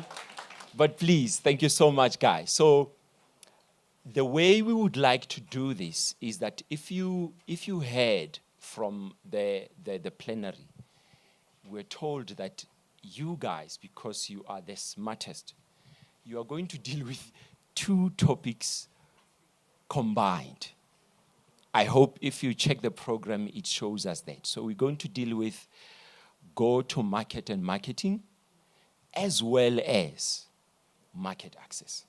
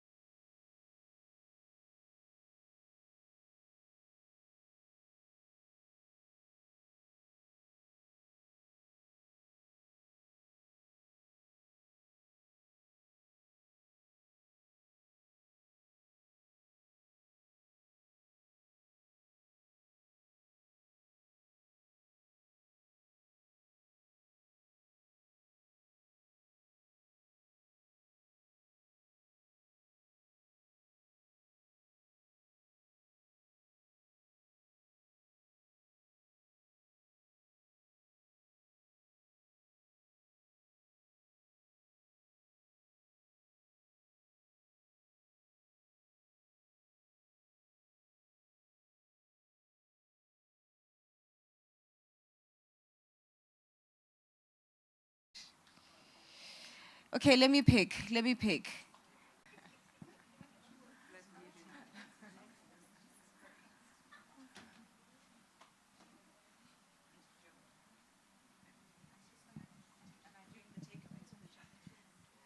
I mean, you can do it all. Maybe just sum them up in one. I think they should be all clear. Yeah. Am I on? Okay. Good. Is it afternoon or morning? I'm not sure. Afternoon. Good afternoon, everyone. So I've just been picked to basically speak on market access and some of the challenges that our group raised. And some of the things that were raised was lack of knowledge, getting into the right rooms, closing the deals, making sure that you actually find your niche. We also spoke about risk management, especially when you're running businesses on certain platforms. And then I think some of the takeaways that we did sort of come up with is obviously getting out of your comfort zone. So making sure that if you are getting access, you get into the right rooms, attend webinars, sharpen your skills, make sure that you speak to the right people. We spoke about mentorship. And just to share a little bit, mentorship doesn't mean that you have to sit with your mentor every Tuesday. But you could be going to an interview, for example, and you're like, is this the right outfit for me to wear? Mentorship is about being able to communicate, asking questions. You can't wait for your mentor to come down and every time give you the information. So it's initiative as well. So in terms of mentorship. Specialization, mastering your craft. So that is a takeaway that we have, because sometimes you want to dabble in too many things that you sort of get lost and your business is all over the place. So specialization and mastering your craft. Knowledge and education always remains valuable. That's also something that we came up with as a solution in terms of getting market access. If you're in the right rooms, you're definitely going to be able to get the knowledge. And asking the right questions is also an important thing, because if you ask the right people the right questions, then you're going to be able to get the knowledge. If you know that there's a lack of access in terms of digital skills, how can you actually tap into that market? So being in that skill is great. So that's the knowledge that we spoke about. And then relevant solutions. Different businesses have obviously different solutions. Some people, for example, we spoke about tendering and how some people ask it to tender because they feel that they don't have enough things. And we spoke about compliance, and I think that's something that's a relevant solution. If you're able to comply and you know the relevant channels, you can be able to tender. And then collaborations, very, very important thing. There's a lot of us here in this room, and we're offering different services, but you won't know if you don't network and you don't speak to the right people so that you can get what they're offering and you can collaborate. I might be doing something else, but maybe I don't have a skill somewhere else. We can do a trade exchange, share some information. I'll share some information with you. Then there's no need for money to be involved, because if I can assist your business, for example, with some legal work, maybe you can assist my business with marketing. Or you can tell your group of people who are doing a tourism that, hey, there's also this person who actually does massages. I think Bliss was your company. So things like that, collaboration. And for example, there's a lady who said that she does platters, right? There's somebody who does bicycle tours. They can collaborate to say, okay, cool, you can offer lunches for my people. So collaboration is also very key. And then information sharing. I think it speaks to collaboration, because if we don't share information, we'll never know where we're going. You can't want to be the only one at the table. You have to extend other chairs. So I think information sharing, there's nothing you're going to lose. in lighting someone else's candle. If anything, you're going to shine even brighter. And I think it's so important that we actually do share the information. And yeah, I think that covers our session. Thank you. Well, thank you. That was very clear, very nice, very sweet, and straight to the point, and really gets to the crux of what the solutions, the barriers and the solutions to those should be. Thank you very much for that. Can we please have the second team? Yeah, the second one that was here. Is it the marketing? Oh, you guys have joined them to go. Okay, clever. All right, and that actually helps us with time as well. So can we get the funding group to come on, either representative or, there we go. All right, lovely, thank you. Thank you. Greeting to the house. My name is Oleboheng Manamela, and I was part of the very fruitful conversation about what to do when you need funding as an entrepreneur. And what we did was that we took away from the session we had earlier and decided to run with it, because already there we had discussed fundamentals of how to source funding. And one of the issues that we began with was the issue of keeping a record for your business, ensuring that your financials are recorded. There was an example made that we are always tempted when we're dealing with finances not to bank the money but to put it in the pocket and spend it. But however, that can also be detrimental to your business because you don't have a proper record, and one day when you need to source some funding, you might not have the adequate information for your business. We also deliberated on the issue of succession and the importance thereof, being that your business must be able to outlive you, unfortunately, or fortunately rather. And the importance of succession was deliberated upon, and it is important for an entrepreneur to make sure that when you become incapacitated, maybe for a week, a month, or 6 months, your business keeps on going, that when you come back, you know, it takes care of you. We also discussed the issue of financial statements, and this is where we spoke about projections as well as record keeping again. And in terms of projections, we were thoroughly advised that our projections must be realistic, first of all. We all have the urge to say that we are the next Elon Musks and so on, but however, we must be realistic, and we must also be able to provide evidence that if I say I'm going to make 5 million, where is it coming from when dealing with your papers? You must be able to provide evidence to show how are you going to get there. And lastly, we discussed the issues of studying the funders, due diligence, in the sense from us as entrepreneurs and the funders. So from us entrepreneurs, you need to know who are you approaching. You need to know what are the requirements for you to comply with their criteria. And it was said to us that actually compliance is the foot inside the room of investors. So you need to make sure that you comply. And from the investor's point of view, due diligence is actually researching the information that you have on paper to see if it actually does make sense. So it goes back to the issue of projections. You say this, but where's the evidence? And if the evidence is on your papers, then it's much more easier for you to get the funding that you need. And the big takeaway from there was that do not limit yourself as an entrepreneur. Don't just pinpoint one investor and go to them. What are you going to do next if you are rejected?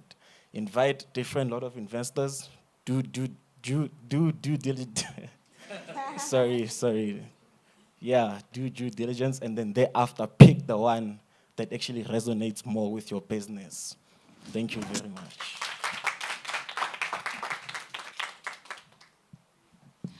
All right, thank you so much to everyone for really just the great insights. I mean, there's just so much to take away, and you guys are genuinely making me so teary because it's great. It's so great to see you guys literally working and being committed to actually not going out to other people to provide solutions for you. You're not going hand in cap, you know, trying to get solutions from people, but from yourselves. And I even love this whole collaboration. You're talking about collaboration, you know, within your businesses, but even this whole thing was such a step in the right direction, the first step to you guys genuinely collaborating and getting different ideas from, people in the same space, people who are going through the same thing.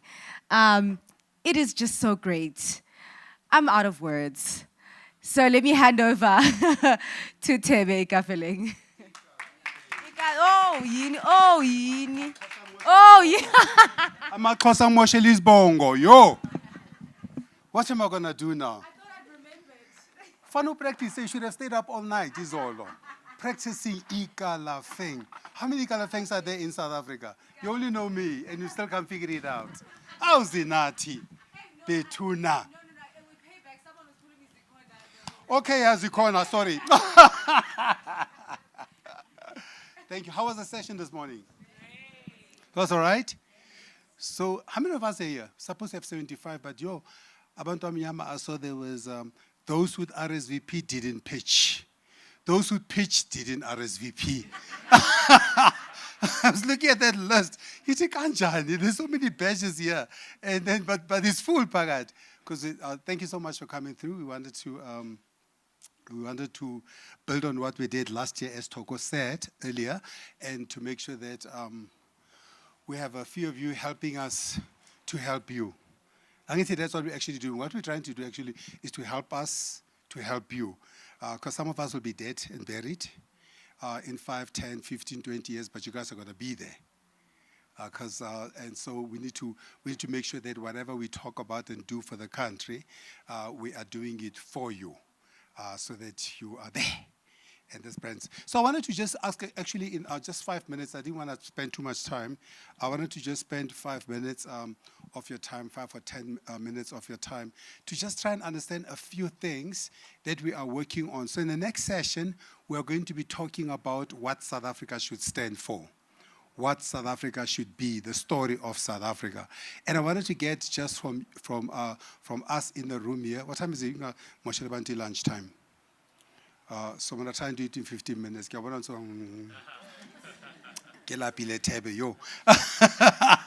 So it's literally a few questions I wanted to get from you. But I wanted to start from the center. That it's 30 years next year. Who's 30 year? I thought everybody's under 30. No, you have to be 30 or find yourself 30 next to you, somebody like, but either 30 or you were the 30-year-old in your life and under. So that's how it should be.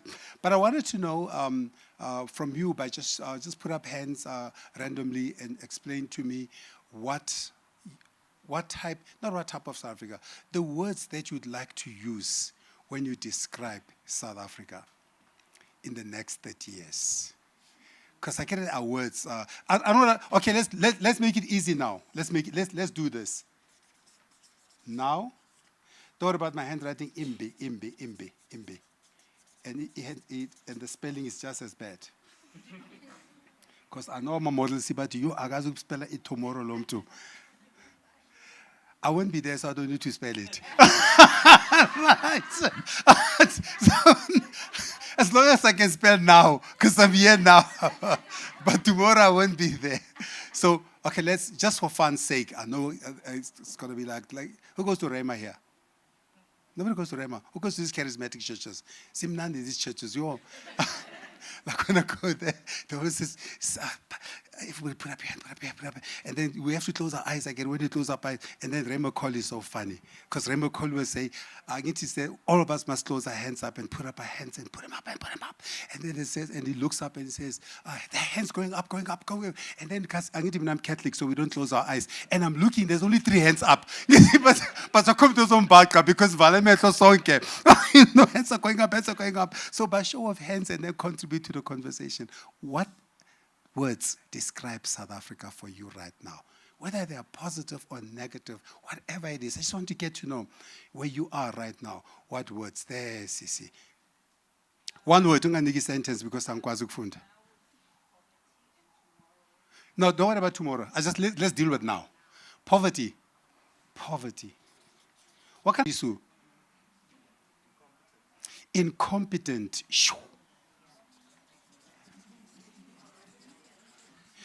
Sithe, but your country is incompetent. Sisi? We are accountable or unaccountable, or lack of. Oh, I said one word, so Funuguti now. So lack of accountability. Accountability. Lack of accountability. Yes, Sisi. We are united.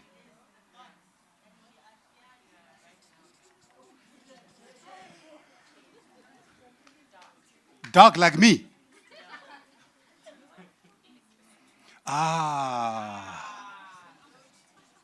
Dark. Load shedding, ne? Brother. We're still hopeful, ne?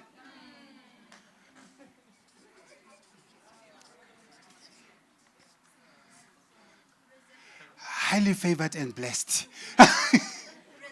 We are resilient.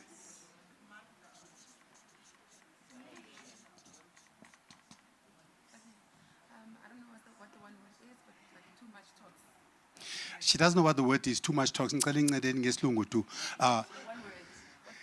It's in too much talk. It's one word, see. We don't have to put a space. Too much talk. One word. Too much talk. I put it in one word. No, we shapile. We shapile. Hi.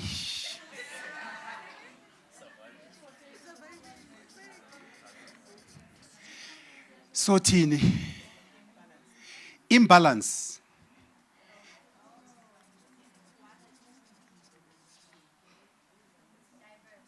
Diverse. Hey, did you guys listen to the guy on the radio this morning on SAFM? Yo, the guy was harsh. Then I had to come in after him and say my 2 cents of positive kumbaya. South Africa will be right. Transformative. Hey, yes, cool, Miss Lunguman.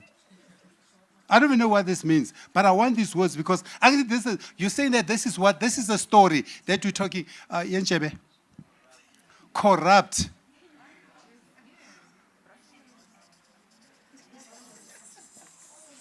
Ask inequality. How about inequality and imbalance is the same thing? We are what? But you're not under 30. I have under 30s in my house. Okay, so sitini. But he late. So uba kulumele I'm under 30s. Si late. Mapiano nation. Si late or si woke. But no, but you can't say a story is Amapiano. But we write it Amapiano nations. Okay. You can see I don't listen to Amapiano. I don't know how to write Amapiano. When about that 2 words? Cameraman, say something now too. What do you see through your lens? Because now you see things through that lens. Shotu. Oh, clarity.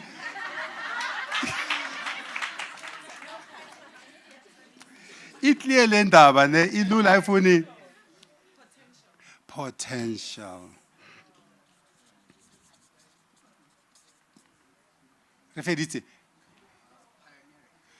We are pioneering.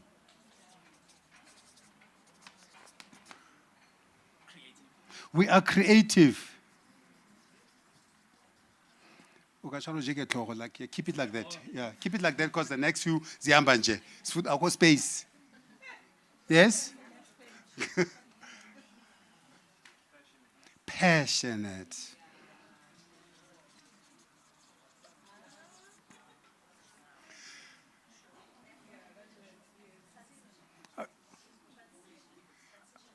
Transitioning. Sisa transitioner to what?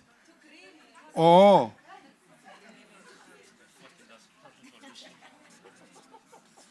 You know, these words have all changed these days. They all have 2 meanings. Huh? Cultured. Cultural or culturate?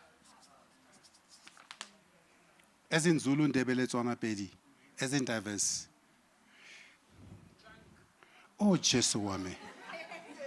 Hey, you had to bring us down. You had to bring us down from that high. Nokuba lit, nokuba diverse. What is manwila? Oh, no, busy right.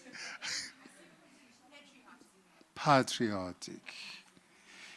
Sorry, I don't have space. So they just happen to be sitting next to each other, drunk patriots.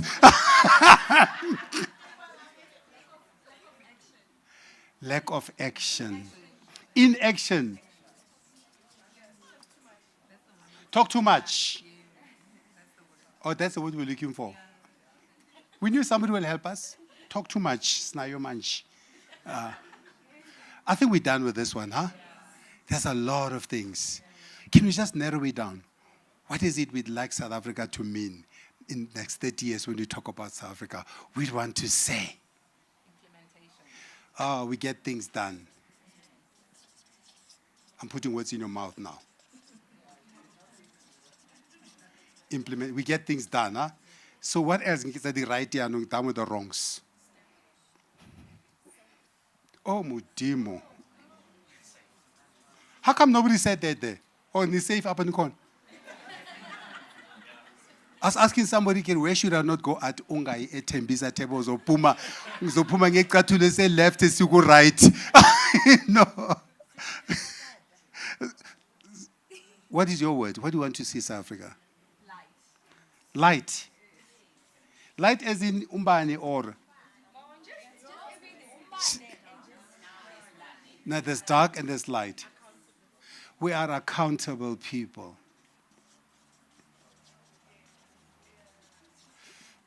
Abo spelling being check spelling some. Because yes, brother. Competitive.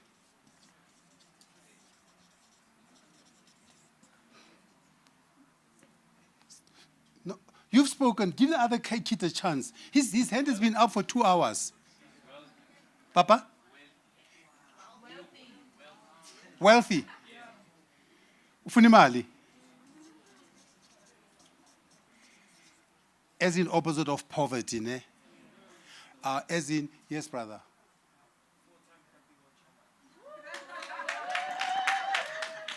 But we finish in that must on Sunday.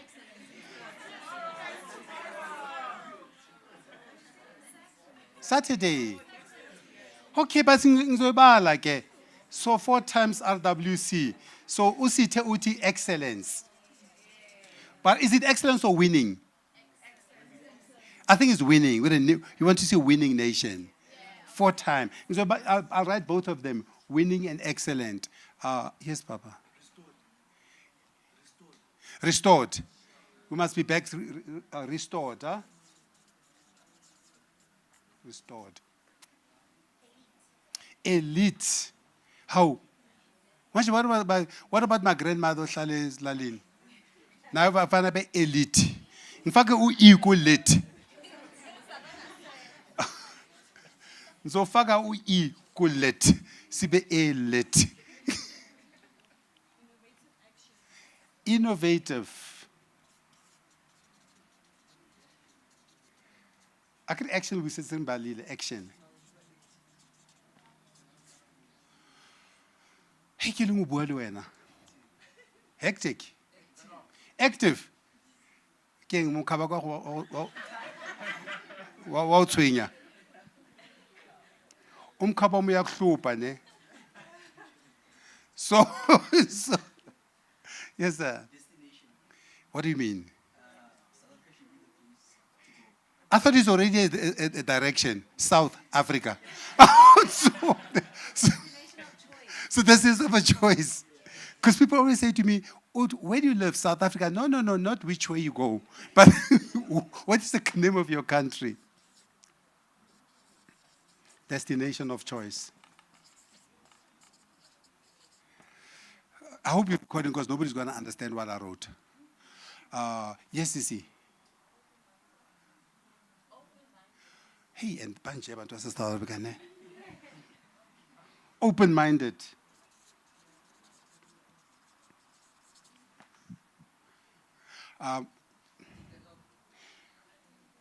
Udula ka kantu wena. We've got tar roads go Kimbal.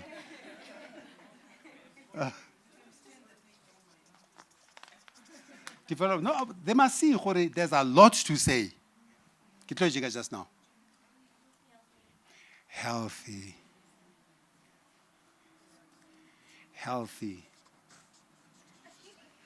Healthy. Yes, sorry, sis. Tech savvy. Hamad, I don't want to waste my page. I want everything in my page.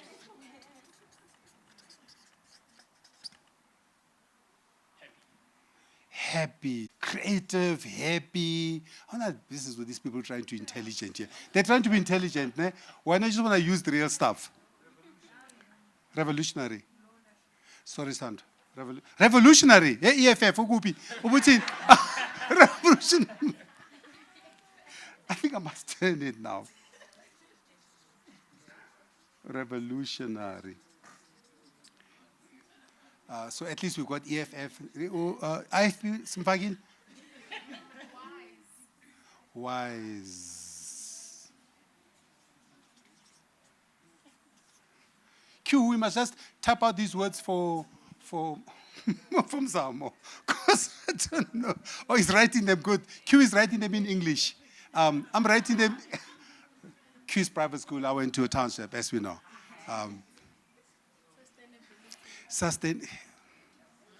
Hugging trees, cycling, sleeping with a kettle.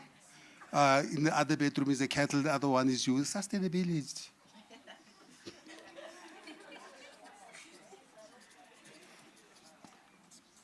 Sustainability Q. Wow. Khona mntana waka Rema Kholi na ufuna ukusikwana. A godly nation. Godly. Equal. Interesting, equal. Q, you must see if these words are going together with are they the opposite of the other ones? Equal. Haman Kulumile says. Oh, wow.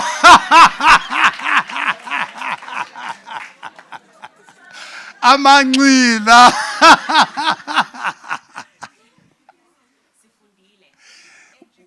Educated? So I must put it next to wise, ne? Can I do sifundile? Yeah. Peaceful.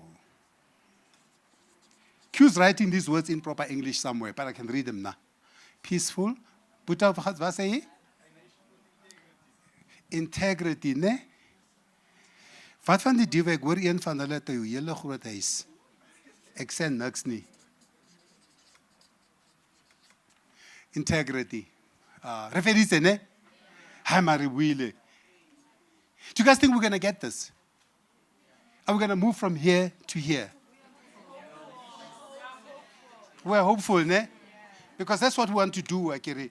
We want to move to here. Sisugala. That's what we want to do now, right? Okay. So my last question, because now we've got the good words, we're going to try and figure them out. My last question is just tell me about the people that we know, the companies, the clubs, because we had this interview this morning on the radio. It was quite interesting to listen to people, what they were saying about sports, about all those. Do you have sort of heroes, archetypes, people, that you say, South Africa should be like Mang Mang. They represent the best of South Africa. Who are those people? No, stop it. Stop it. I only want I can't go long. I only want 10 people. I don't want too many people. So bala next sending at Mandela and Cartel. Yebo. Oh my God. Sorry. I'm teasing. Sorry. By show of hands, yeah. Mang.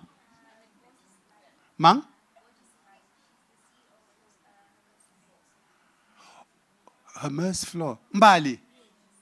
Oh, Umbali wa Hermosa Floor. Nice, and she's on 30, ne? She is 30. The boyfriend is 18.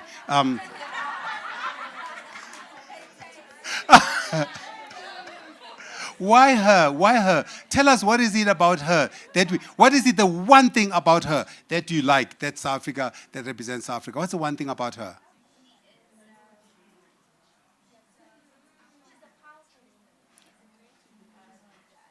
I want another word. I'm feeling powerful. Tell me what else. Yeah.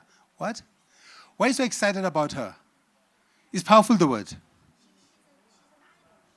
She's an idol to you. Okay. She's powerful.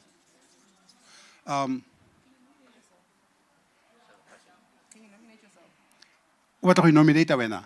Eh, she wants to see herself. Yeah. Yes, I like that. Why me? Yeah. Why you? Tell us.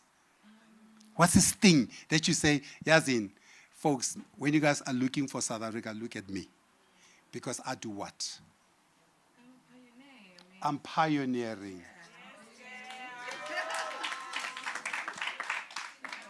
Who else? Trevor Sturman. Yeah, see, now we got Kimberly in at least. Ooh, Sangena. Ooh, Sangena. Tell me why. Which one? Diverse culture. I don't understand diverse. King Stephen Kelly Kalata ki Motswana ki Mopedi ki eng. Huh? He's embracing diversity. Embraces diversity. Interesting. So far, amaxhegu ayekho dula. Andibafuni.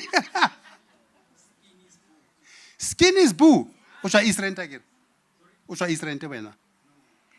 Utsho katsakani. Why skinny boo? Ufuna 250 million. Or afuna ukhuluma nomntu. Why skinny boo? Ambitious. Do you see the other words we want to see in our country? Kema sabui wena. Sia Kolisi. Okay. I have to say it the way I heard it. So I'm going to write it the way I heard it. Sia Kolisi. And Usia Kolisi, why Sia?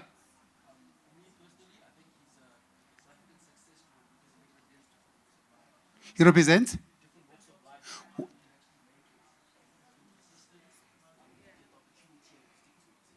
Started at the bottom, I'm ending at the top. That's me, Sia Kolisi. Represents, he's like us, right? Yes, Sisi. Mang? Your twin sister and you. So tell me and Twinny. What about us? We are what? We are innovative, pioneering. We are born. You got a twin. Have you got the same boyfriend when your sister? Okay. I was just checking. Twins, I get into about confused sometimes. I have two twin nephews. They're very naughty. Ubani? Oh, I know C2. The Vodacom CEO. Yeah, why? The Vodacom. He's your brother. What?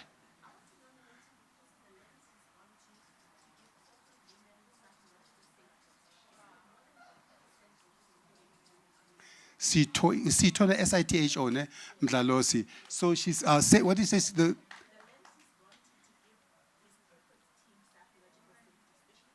psychological safety. Women. Because basile la madoda ne.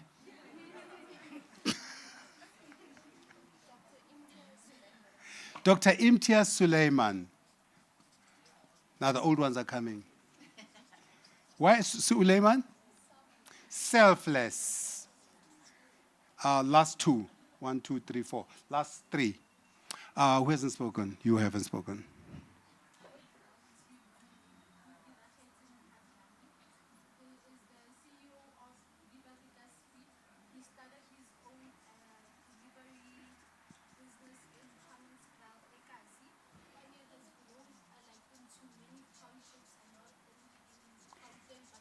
So the one thing about him is what?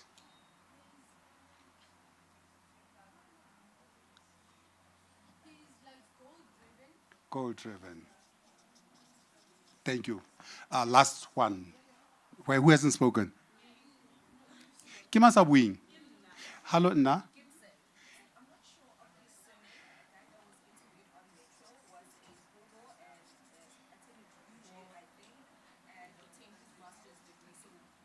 I saw him. Resilience, ne? Okay. I think I'm about done with last one. You haven't spoken. No, the guy. Let's give the guys. These women have been dominating us. Skatele. Now we need psychological protection. Juju. Hey, but I should have skipped that guy. Why? Fearless. So the type of country that we're going to be is going to be fearless, pioneering. We are going to be goal-driven. We are going to be safe and protected. We are going to be powerful. We are going to be ambitious. And it's going to be just like us. It's going to be our story. Ne? And then my last one, and then we're done with this exercise. I just want to get some exercise. I want, who are the creative people here? Creative people. Okay, cameraman, pay slogan, man, South Africa. I want that slogan because I want to run a campaign in South Africa. What's the slogan that we must have? I just want to see that slogan. We are what? We are a culture. Marois, we're not cameraman. Honestly, cameraman, I'm not sure you're going to get a luri with that one. But we're going to go with it for now. Siyobangena. Aboban. Siyobangena. Sorry, Xhosas and Zulus. Suganye spelling some. When I write in Tswana, nobody interferes. Redefining South Africa.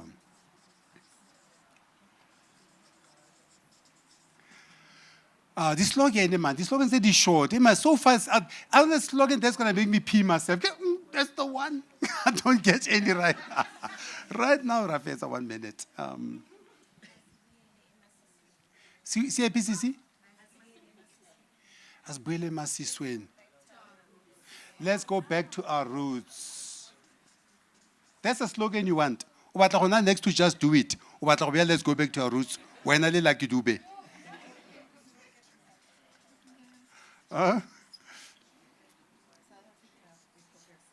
Progressive. How about these slogans? I'm worried about the creative talent in this room. So far, I don't even have one luri. Exploring capabilities. We are still exploring our capabilities. Exploring capabilities. Last one. That sounds like a university. Tomorrow's leaders, today's ambassadors. Hi, Nankufuna, you play your part. Sorry, I'll give you the last one, yeah. Hoping? Open to possibility. Open to alive with possibility. I think there's a trademark issue there. There's a trademark issue. I'm hearing you already. I'm hearing. Guys, Sissy, sorry. You want to say something? Say it. Or you like my sister always says, Toho, Tebe, the roots. Ha, Safika. Says Figil. So in 30 years, we say, I'm a cameraman, honestly. We're a culture. In 30 years, imagine, gets a whole campaign. Get we're a culture. I don't know where we're going to go. Because maybe the people will be different then, and we'll be dead, Sina. Siobangena, redefine, go back to your roots. At least you're saying go back to your country. Oh, what's that? Do you want to start another war? We are progressive, exploring capabilities, and then tomorrow's leaders, today's ambassadors, and then finally, open to possibilities. Guys, thank you so much. Was it interesting? Were you guys so surprised about some of the words that you're saying about the country? I mean, I think we can understand the current words. Are you happy with the language that you've used for the future? because you're going to live there. I was quite surprised by one thing, by the way. I was surprised how the people that you see as heroes are the people that you can relate to. The people who come from where you come from, who grew where you grew. Because, if you ask the old ones, Mandela, and what's the other ones from? Boma? But Desmond Tutu. Because now we believe in people who are dead. But you guys believe in people who are living and growing. So that's good. I think that's beautiful. Give yourself a round of applause. That's it. Thank you so much for coming through to help us. That was the last one, right? Yes. Yeah, thank you so much for coming through to help us, help you. Let's hope that this week we keep growing and restoring this country to what it's supposed to be. But I think you got a responsibility as well to hold everybody accountable. But most importantly, to hold each other accountable. Because, you can hold Mashatile and Matamela, cannot try and hold them accountable, but it may be easier to hold yourself accountable. And holding yourself accountable is by playing your civic role and by ensuring that you contribute to the country you want to be. Because we can't say one thing and do another. And we must vote next year. You must vote your future. Don't vote for your fears. So you must, that's why you must participate in these processes. Because mahlele ekhaya, and then you complain, because each and every one of us get the government we deserve. So we'll see you guys at the long lines next year. And in 30 years, ngizobanga thola isasa yami. Ngicela asabuilding cabange with 1,200 soziyonele. You can see ngizosokola nge-1 or 2. So ngicela make sure that at least nifikise somewhere. I must at least afford something. Guys, I think lunch is free. I don't know what Kata there has organized for you, but nani Kata kunamanqina nani amadombolo nomngqushu and chicken licken for the lit ones. Thank you, guys.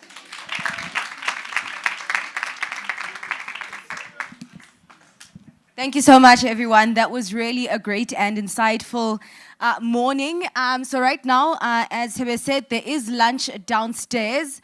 And then also, I understand that there is another event happening. So if you could clear out the venue after you have eaten and maybe had a little chat and networking. But yeah, we also can't. Have a good one. Have a good one.